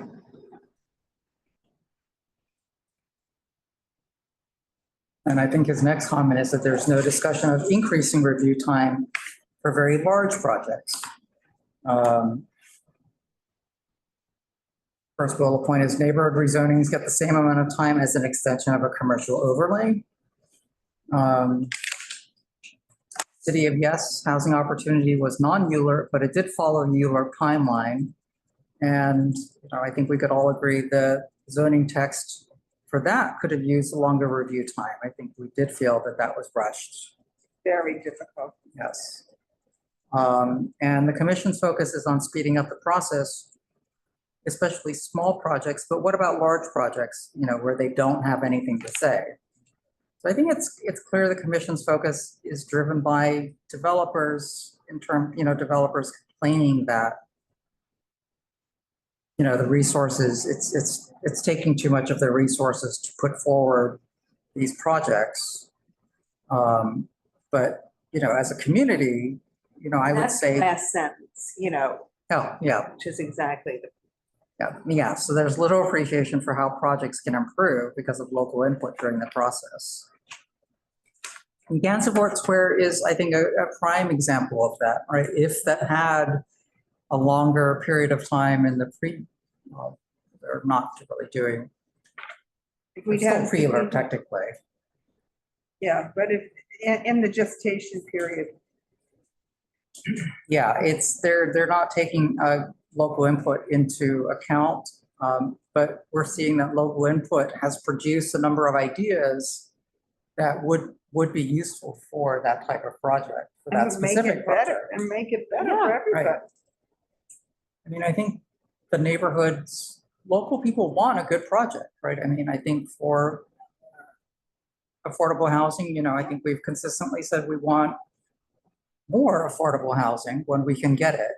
And they're willing to show up if they can have input in the process. We saw that with Soho. Yeah. And, I think we saw, when we asked for that at 388 Hudson, we did get more Yeah. affordable housing. Yep, We got a bigger building, Right, we got a bigger a building. better design building, or we've yet to see. It's still in process. And we had a complementary good use in the ground floor as well. Right. yeah, That. Yeah. Where we have. We asked for a recreation facility and that's essentially what we're City getting. is one of the best tenants to have, right? in the building, so. So I think, our problem there isn't the ULURP timeline for that project. The challenge and we have to see is sort of like with most government contracting, right? And Anita has pointed this out, is the quality Yeah. of the design. So, that's the challenge as opposed to the lowest Lowest Common common denominator, the Yeah. cheapest, bid or whatever. Yeah. but that's not really addressed by any of the, the ULURP recommendations from the committee.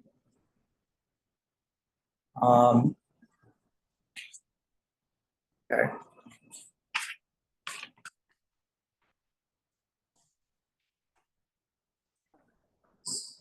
Yeah, and then, the last community of comments is, there's a long discussion of member deference, even though it's a custom. And it's unrelated to the charter. A final recommendation may involve process changes that attempt to weaken member deference. There's a focus on impediments to small projects again. George points out that City of Yes housing opportunity largely eliminates this issue in R1 to R5 districts. So he's questioning whether the focus on small projects, if it's still necessary.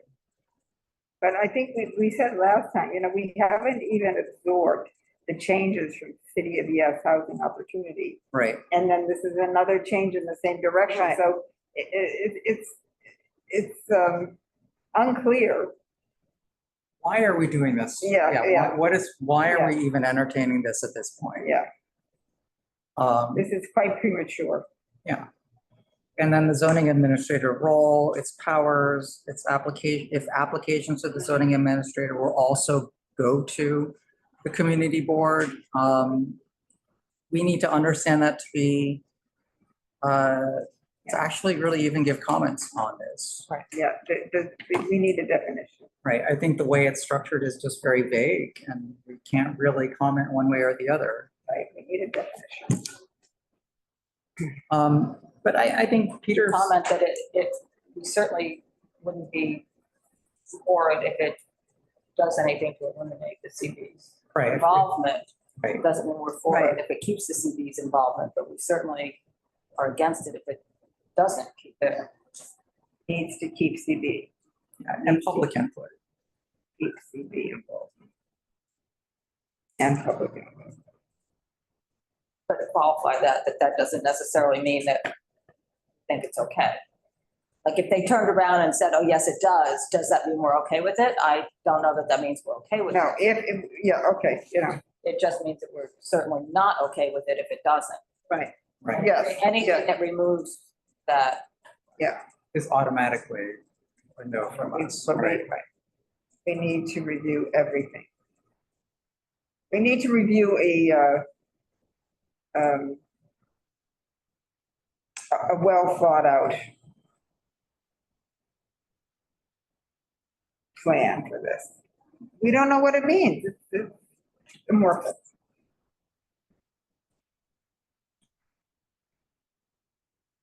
I mean, I think we had like a number of comments, I think, from last time on these. But this page, let me see better. I think last time we said we barely had enough time to do our job now, so you certainly can't shorten it, but we always meet our obligations to do that. Yeah, but it's not. I mean, I think part of it is the same thing, community board review is not what's holding up the process.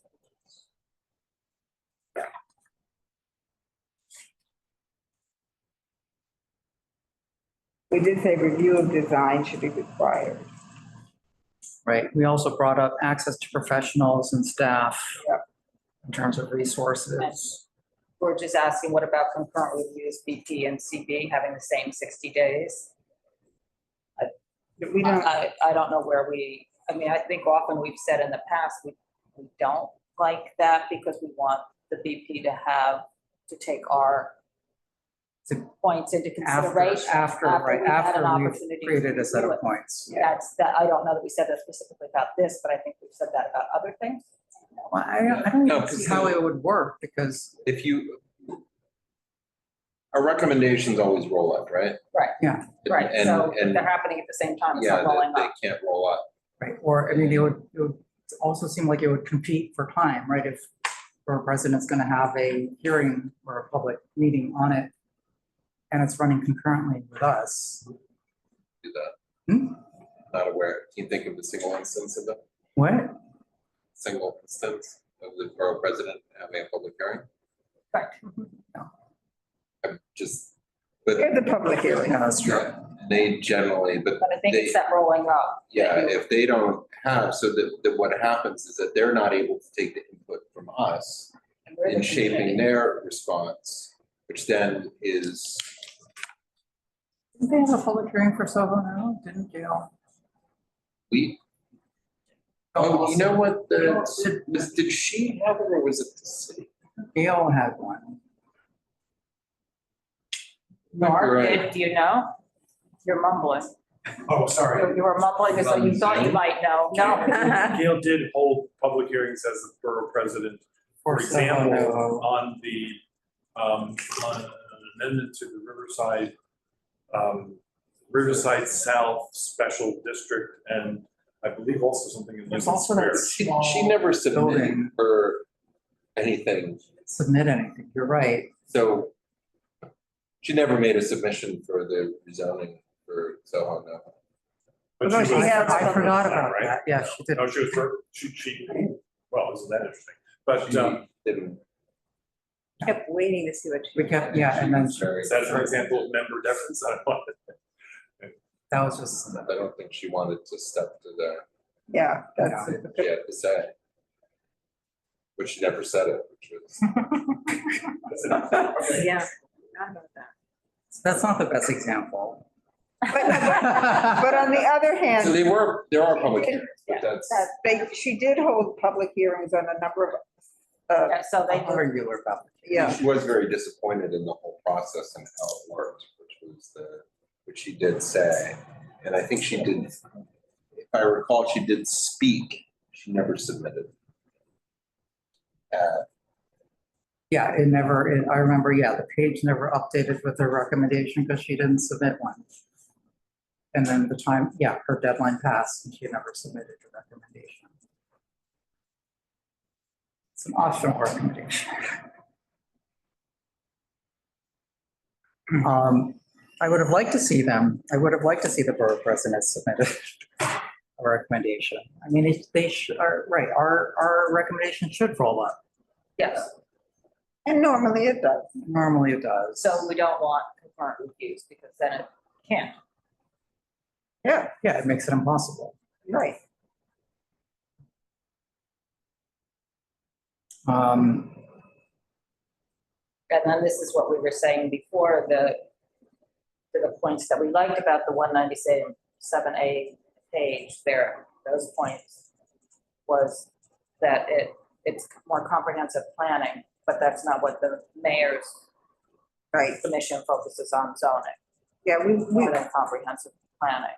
we want a paid planner for the community board. For each community board.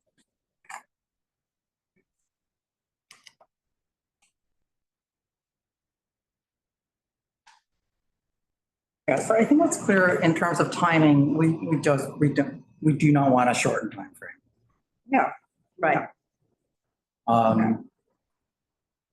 We do want additional resources And we might want a longer time frame for huge for more projects. complex projects. And we can bring up examples of, I think the examples are COI, right? The Even city though of that wasn't yes, Euler. even though, right, that it wasn't technically Euler.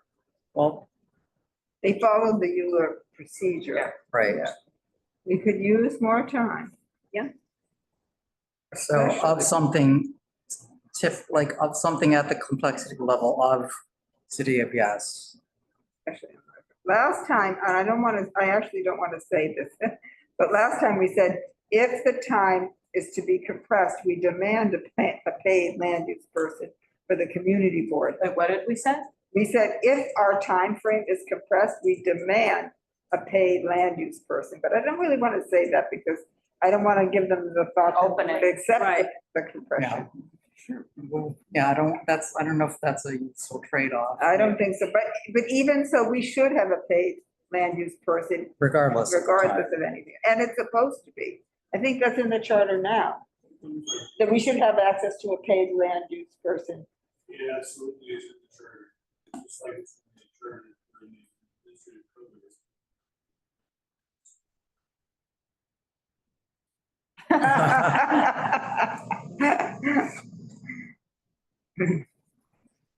This is public. Do we have any opinions regarding projects that qualify for CB review? Do we, Regarding what, Katie? the, Point number, right underneath, the sort of second bullet on the community board consideration page?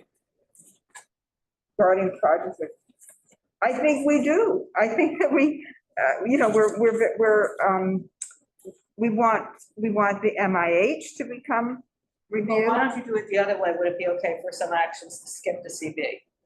No. Council. So if the answer is no, then that shortens your, you Yeah. don't have to start listing what you want reviewed. You don't want. We don't anything. want them to skip the city Right. council either. But that's saying taking them away. But we have examples of things that we You want want added. You want added. Because That's for the MIH and the EDC, we've had Yes. two projects that we don't like.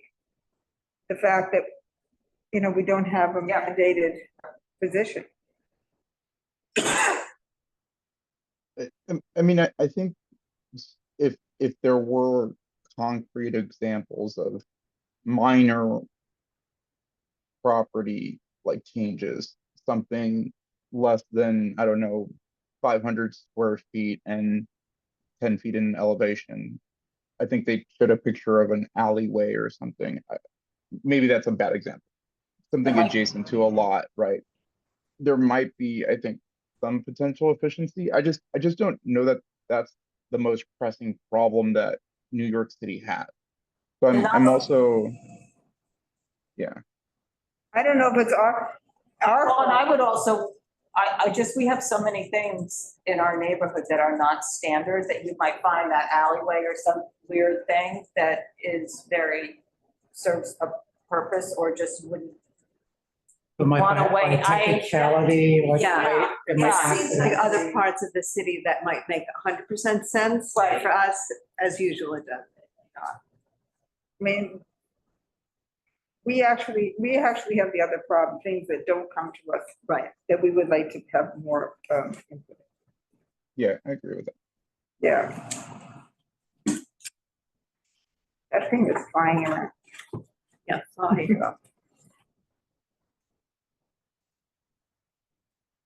Okay, so it's a commentary.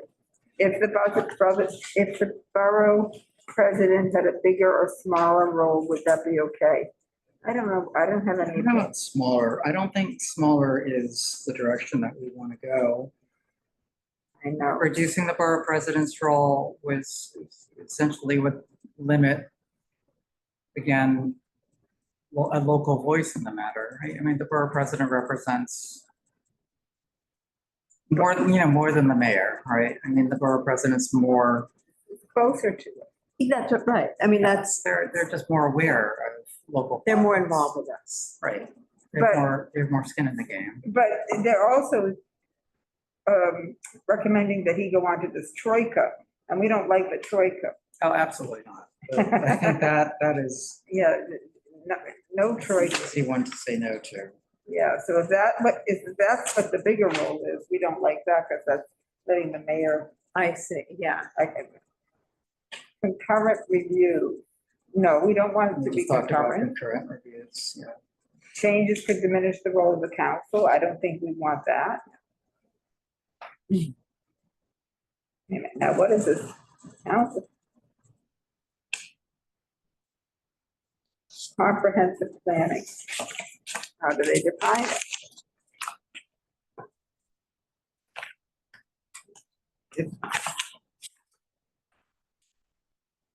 You know, what page that is. Concurrent role in government. It's comprehensive planning and the, Current Can you role find is- it? Is 69. But that's, oh, no, sorry. There's a brief discussion on 44. 44? 45. Thanks. Or, yeah, Page 45? Yeah, 44 to 45. Okay. yeah, there's a section that says comprehensive approaches to planning on page 44.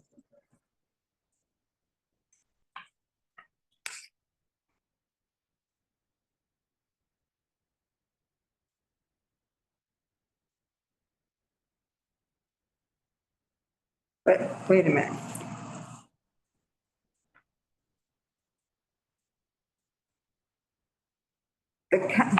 But this is, we have to look in the council's plan I'm looking at the mayor's. for comprehensive plan.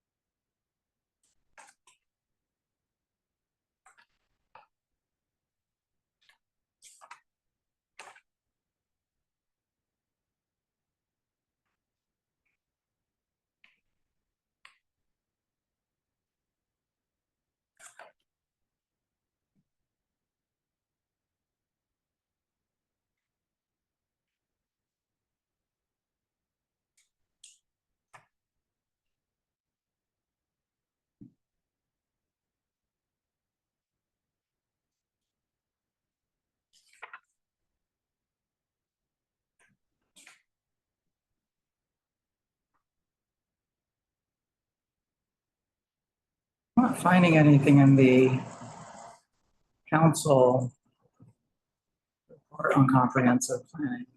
I think they must mean the whole 197A. I don't know. That's the only thing I can think of. Well, I guess that's what they're writing here. The city council recommendations, what do they have to say for, with respect to comprehensive planning or the 197A process? Referring to local law 167 of 2023, which requires the creation of a fair housing plan and long-term needs, if I could read my own writing, long-term needs assessment, and with housing production targets and a strategic equity framework, with the lead agency likely to be HPD. Okay. This is on pages 79 to 91 of the council report. Yeah, that's where I am. It would require community board district need statements to include targets for housing production. And the suggestion is that if a project fits within the criteria established by the district needs statement, then it wouldn't need as detailed a review on the user. So it isn't just 197A planning. Mark, where are these notes coming from? Is Well, that- this is just my notes. Oh, just you, okay. They're in the Google Drive, Okay. but Yeah, that's on page 45, like Matthew was saying, of That's the, the mayor. Of the mayors. yeah, but that's where it talks about the targets, and if a community district failed to meet the target, then there would be a different approach. But also, I wonder, maybe something to include in the RESA would be that there be a conversation with each community district in preparing those targets, kind of like using the community board as a way to inform the context and therefore inform the target, whatever the targets are.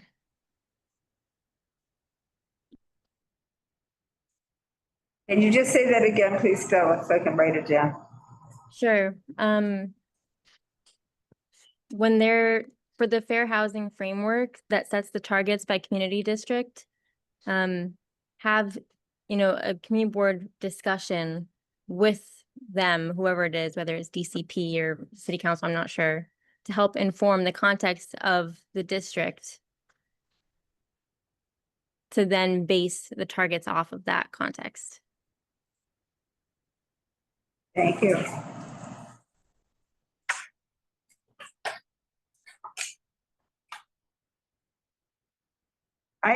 For myself, I actually think I would like to ask George more what he means by this bullet about comprehensive plan, where he's pulling this from, because we're all struggling to find it. Yeah, it might have been a mistake. I don't see any references to comprehensive and Exactly. What does that mean? I think it's on page 45 in the second. Yeah, it says comprehensive plan. In the Where second, is it? Sorry, Right Scott. here, page 45, council, right? comprehensive Not planning. the mayors. I mean, it's Yeah, on the councils, I think there's like on page, they talk about it as the 197, But on on- page 79. on the mayor's plan at 45. Right, but we're looking for where it says it on the other one. just, The other one, because it references is Yeah. the city council report, so we're looking to see what it's referencing in the city council report. Does that make sense? Yes. into the And DNA. it may just be a Yeah. typo. That's what they're talking about. Yeah, This isn't the council. yeah, I was looking at that page. Thank you.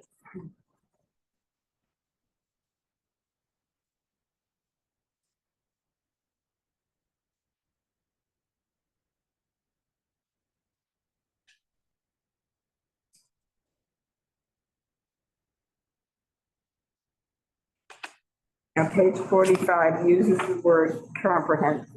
Yeah, so on the city council's recommendations on page 81, they talk about To give community boards the opportunity and support to plan for their own growth, the city's formal community planning process should be less resource intensive and more meaningful. Talk about the 197A section of the city council charter, the city charter. And it outlines a formal community planning process that can be sponsored by the mayor, et cetera, et cetera, et cetera.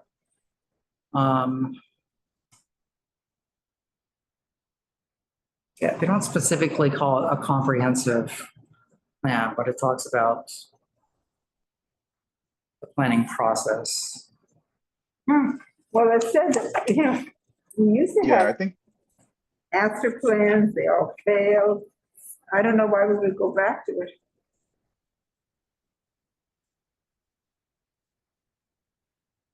yeah, I think maybe, George might be using comprehensive planning generally to refer to, What the city 197? council. But I don't see comprehensive quote unquote planning in the report either, and I just read through like 81 through 85. Yeah, starting at 79, it starts talking about fair housing and community planning. It seems like synonymous. Holding equitable planning.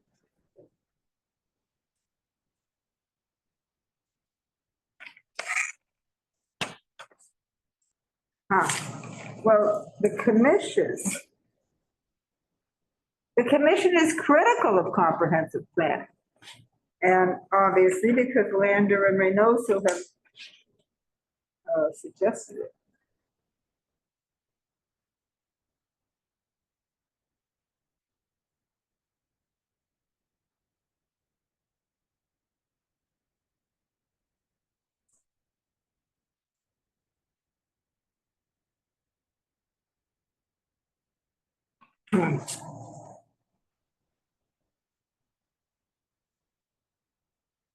It seems clear that the mayor's commission is not going to want to put comprehensive planning in the charter.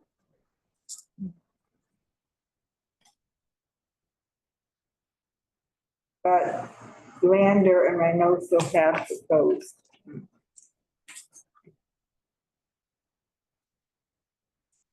And I do remember Michael Levine talking about this in the past. Oh, thank you for mentioning his name.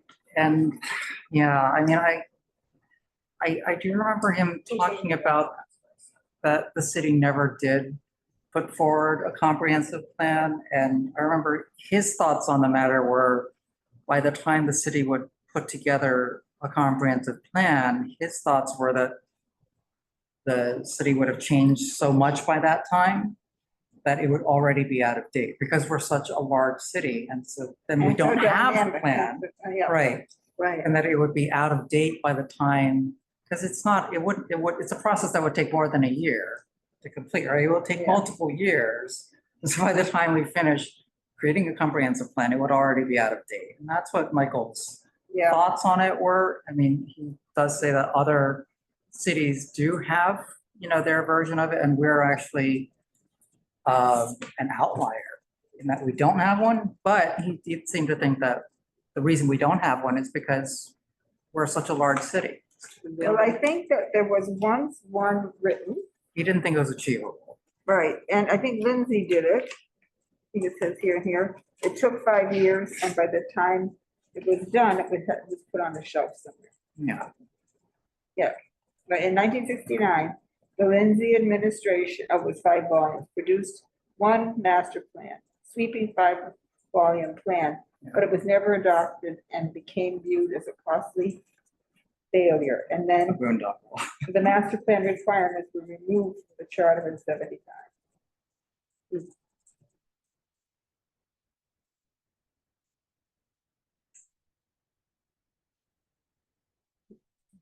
It's all talked about on pages 81, 82, 83.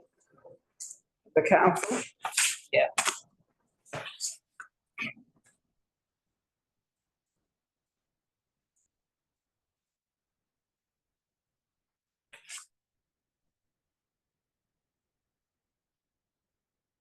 Pretty sure if Michael were here, he would say it shouldn't be a part of the charter.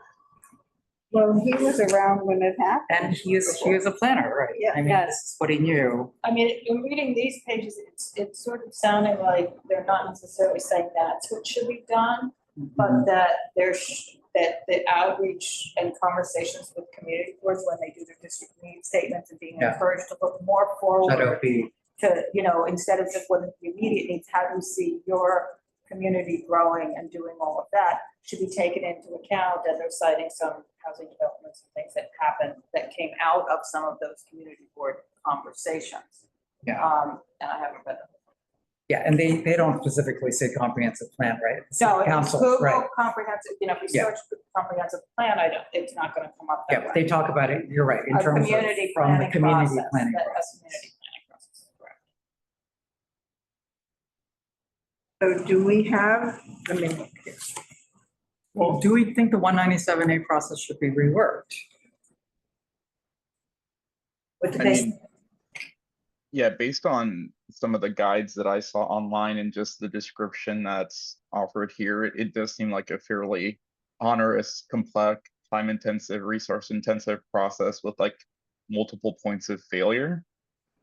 So I think it does definitely need to be reworked in order for people to actually utilize it and bubble up that community long-term planning.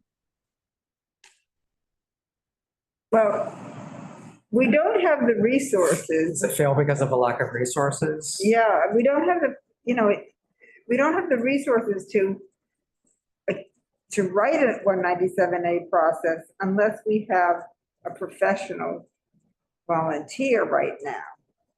So we don't even know, But that's not necessarily true, okay, because there's all kinds of funding, discretionary funding that city council members have provided for us, from our other funds. We could do that, but we've never had anything even outlined to think about it. So what would we, just saying 197A, okay, well, what would we do? I mean, just, nobody's framed a plan. yeah. So, just because you can do something, I mean, that's great, but what would we do? Yeah. And I think that that's actually would be a good thing to consider doing, because we don't have a lot of opportunities for development remaining. That wouldn't be a significant challenge. But there are areas, and we've discussed them sort of piecemeal through City BS and other things that we could do, or revisiting past zonings. I mean, we could. That's what I'm thinking. We could come up with some very good suggestions, because the hand on the scale is never on housing, because we've been identified as part of Lower Manhattan important business district, right? So the encouragement doesn't result in a lot of larger housing projects, and most of them are super high-end luxury with big units, so it doesn't even produce any units. So there could be room for that. We go Yeah. back over what we consider failed. Wouldn't that go hand in hand with the Okay. accountability of rezonings? I mean, or past ULURP actions? I mean, Yeah, Arturo has a good. or sure. Oh, yeah, I was just wanted to ditto and second what Carter was saying in terms of like the why. I think definitely a focus on housing, but also within the council commission's report, their focus is on fair housing, right? So if we do want to, if we are able to kind of come up with reasonable fair housing targets that we think the district could accommodate, like that would be a way to possibly look at options and how to get to those targets. So I think that would be like a one motivation, and also probably working in tandem maybe with some other community board districts or council districts, potentially CB1 and CB3, or again thinking about housing more holistically, like what are like the regional connections and perspective on housing that could be done. Would fair housing, would that cover our needs in terms of, I mean, because I feel like CB2 has had, I mean, we have had a failure of rezonings that hasn't produced the type of housing that we would have liked to see, right? I mean, it produces ultra luxury housing. I mean, can we look at it under the umbrella of fair housing in terms of, you know, we want housing for certain types of income brackets or certain types of, I mean, is that? Well, I mean, yeah. It's a, I mean, you just look at the Disney headquarters, it's a full solid block that could have been Housing, housing development, right? I mean, and it's just office space. yeah, and it's just office space. And, We're seeing more of that, right? right? St. John's Terminal, another example. You know, we have I mean, the, just calculating the loss of housing from those two. yeah, I mean, 76 Barrack, it's was originally, it's not developed yet, but it was originally supposed to be housing. And now that's an office building with a school, right? Not a school with housing. That's Duarte Square. Yeah. That's the address. So it's like, it's just over and over and over again. It's a switch, or it's not considered. Right, we're promised housing and it turns into somehow, Two of those cases, yeah. And we advocate for Commercial. the house. and I'm hearing that we're, you know, part of that could also be the, you know, looking at the failure or success of these Well, rezonings. I don't think that people, if you went to DCP, I don't think that they would say that. And the reason they wouldn't say that is because one of the goals was business development. And they did meet that. And, you know, they did attract companies that came down and developed. So that was part of the goal. The question is, and then we're blamed for it.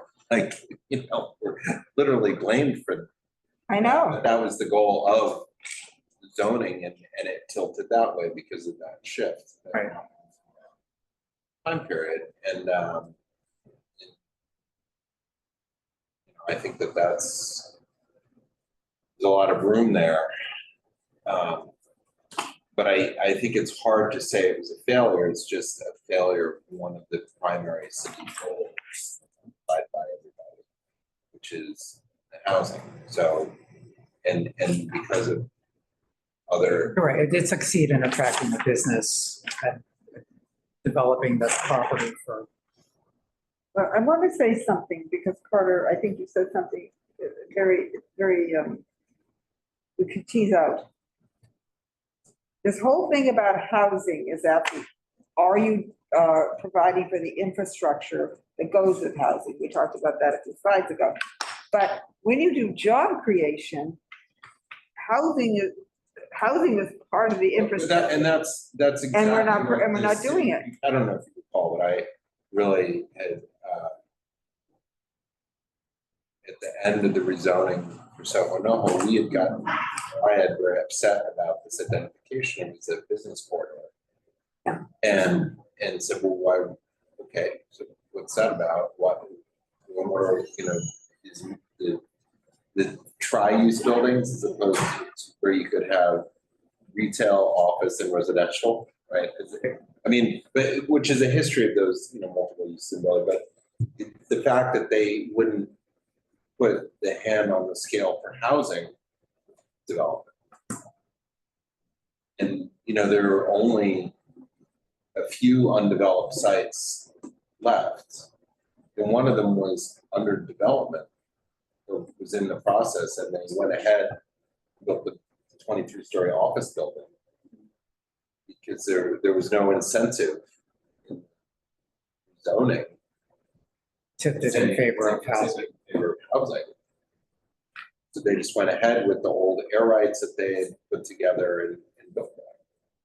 DCP told us, DCP told us at the time, they don't want they didn't want to mess with I mean, they thought the success of our neighborhood was that it was mixed use, right? I mean, Yeah, but I mean, that's that's,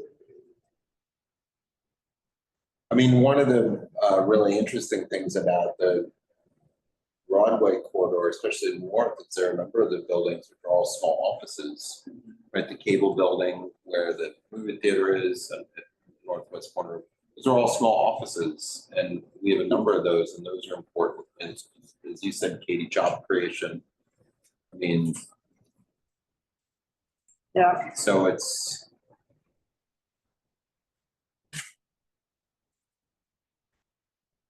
well. Once again, we have a lot of good answers and we, we can't seem to get our voices heard, and this is not helping us get our voices heard. No, yeah. no, and the other, right, and then the other thing is just to add, none of those changes really allows direction, where is development better, right? A lot of all these changes are just like, oh, build everywhere, as opposed to let's focus on the areas where it's real, right? Where it can be built with less opposition and better focus on that. And I don't, not sure this really tailors into that. This is just saying, hey, just, do it so the mayor can do what they want, right? It's as if the mayor is somehow the only city planner, right? Well, I mean, that's, Yeah. or the mayoral agencies when, there's a lot of other development in neighborhoods and projects that. So if Eugene and I put together these comments into a resolution, it would have to be done at the full board because we don't have a quorum tonight. Voted on. It would have to be voted on, right? I mean, Yeah. we can still, We can write it and with your approval, but Right. it has to go to the full board for a vote. that's correct. I mean, can we record a vote? Can we even record a vote since we don't have quorum? I don't think we can, right? Don, what do you think? I don't think we can- Well, if you don't have But if you quorum, don't have there's no quorum, vote, there's nothing right? to There's vote no on. point in the vote. Okay. We certainly have a lot of comments, but I think Yes. it's been a very, there's Yeah. a lot here.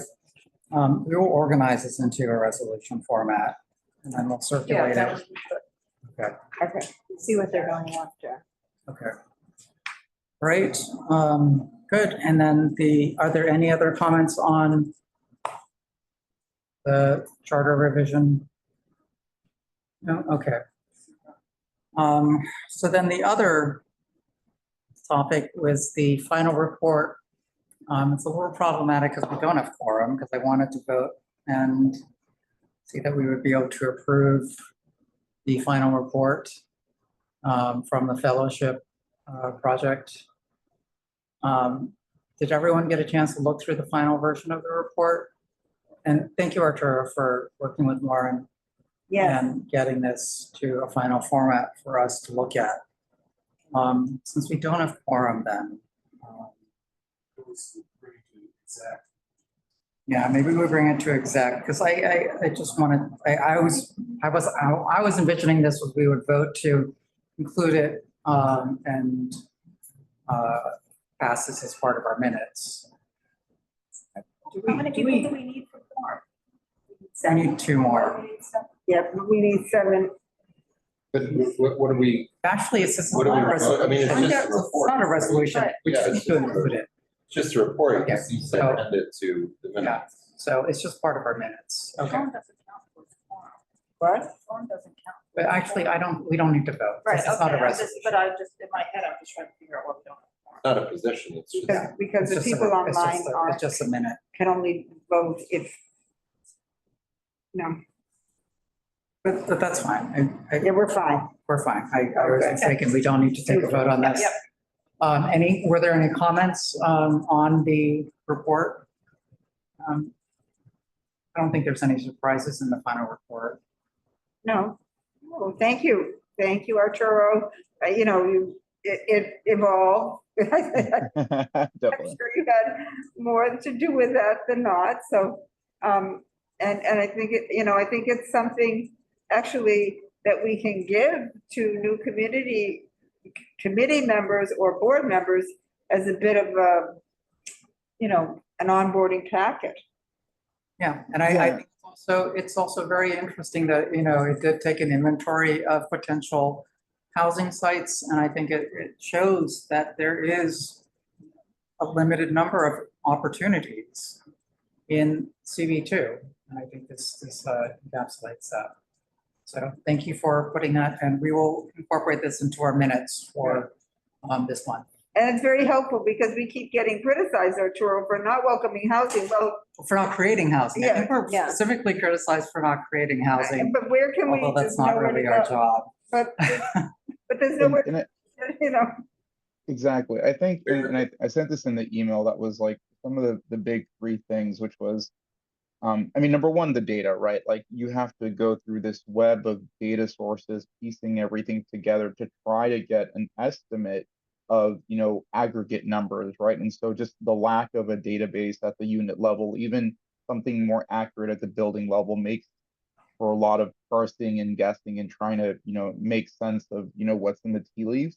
But I think we did a very good job of working with what we had. And I think the other point of, there's just two big forces of like saving housing that is affordable, right? How do you retain protections with the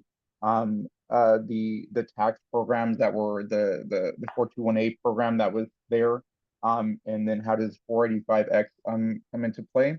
But then also like the incentives, right? Like what's the incentive for building housing, for incorporating affordable housing, and whether permanently affordable housing is, I think that's one of the big ones where how do you make sure that these are permanently affordable units, and continuing to emphasize that.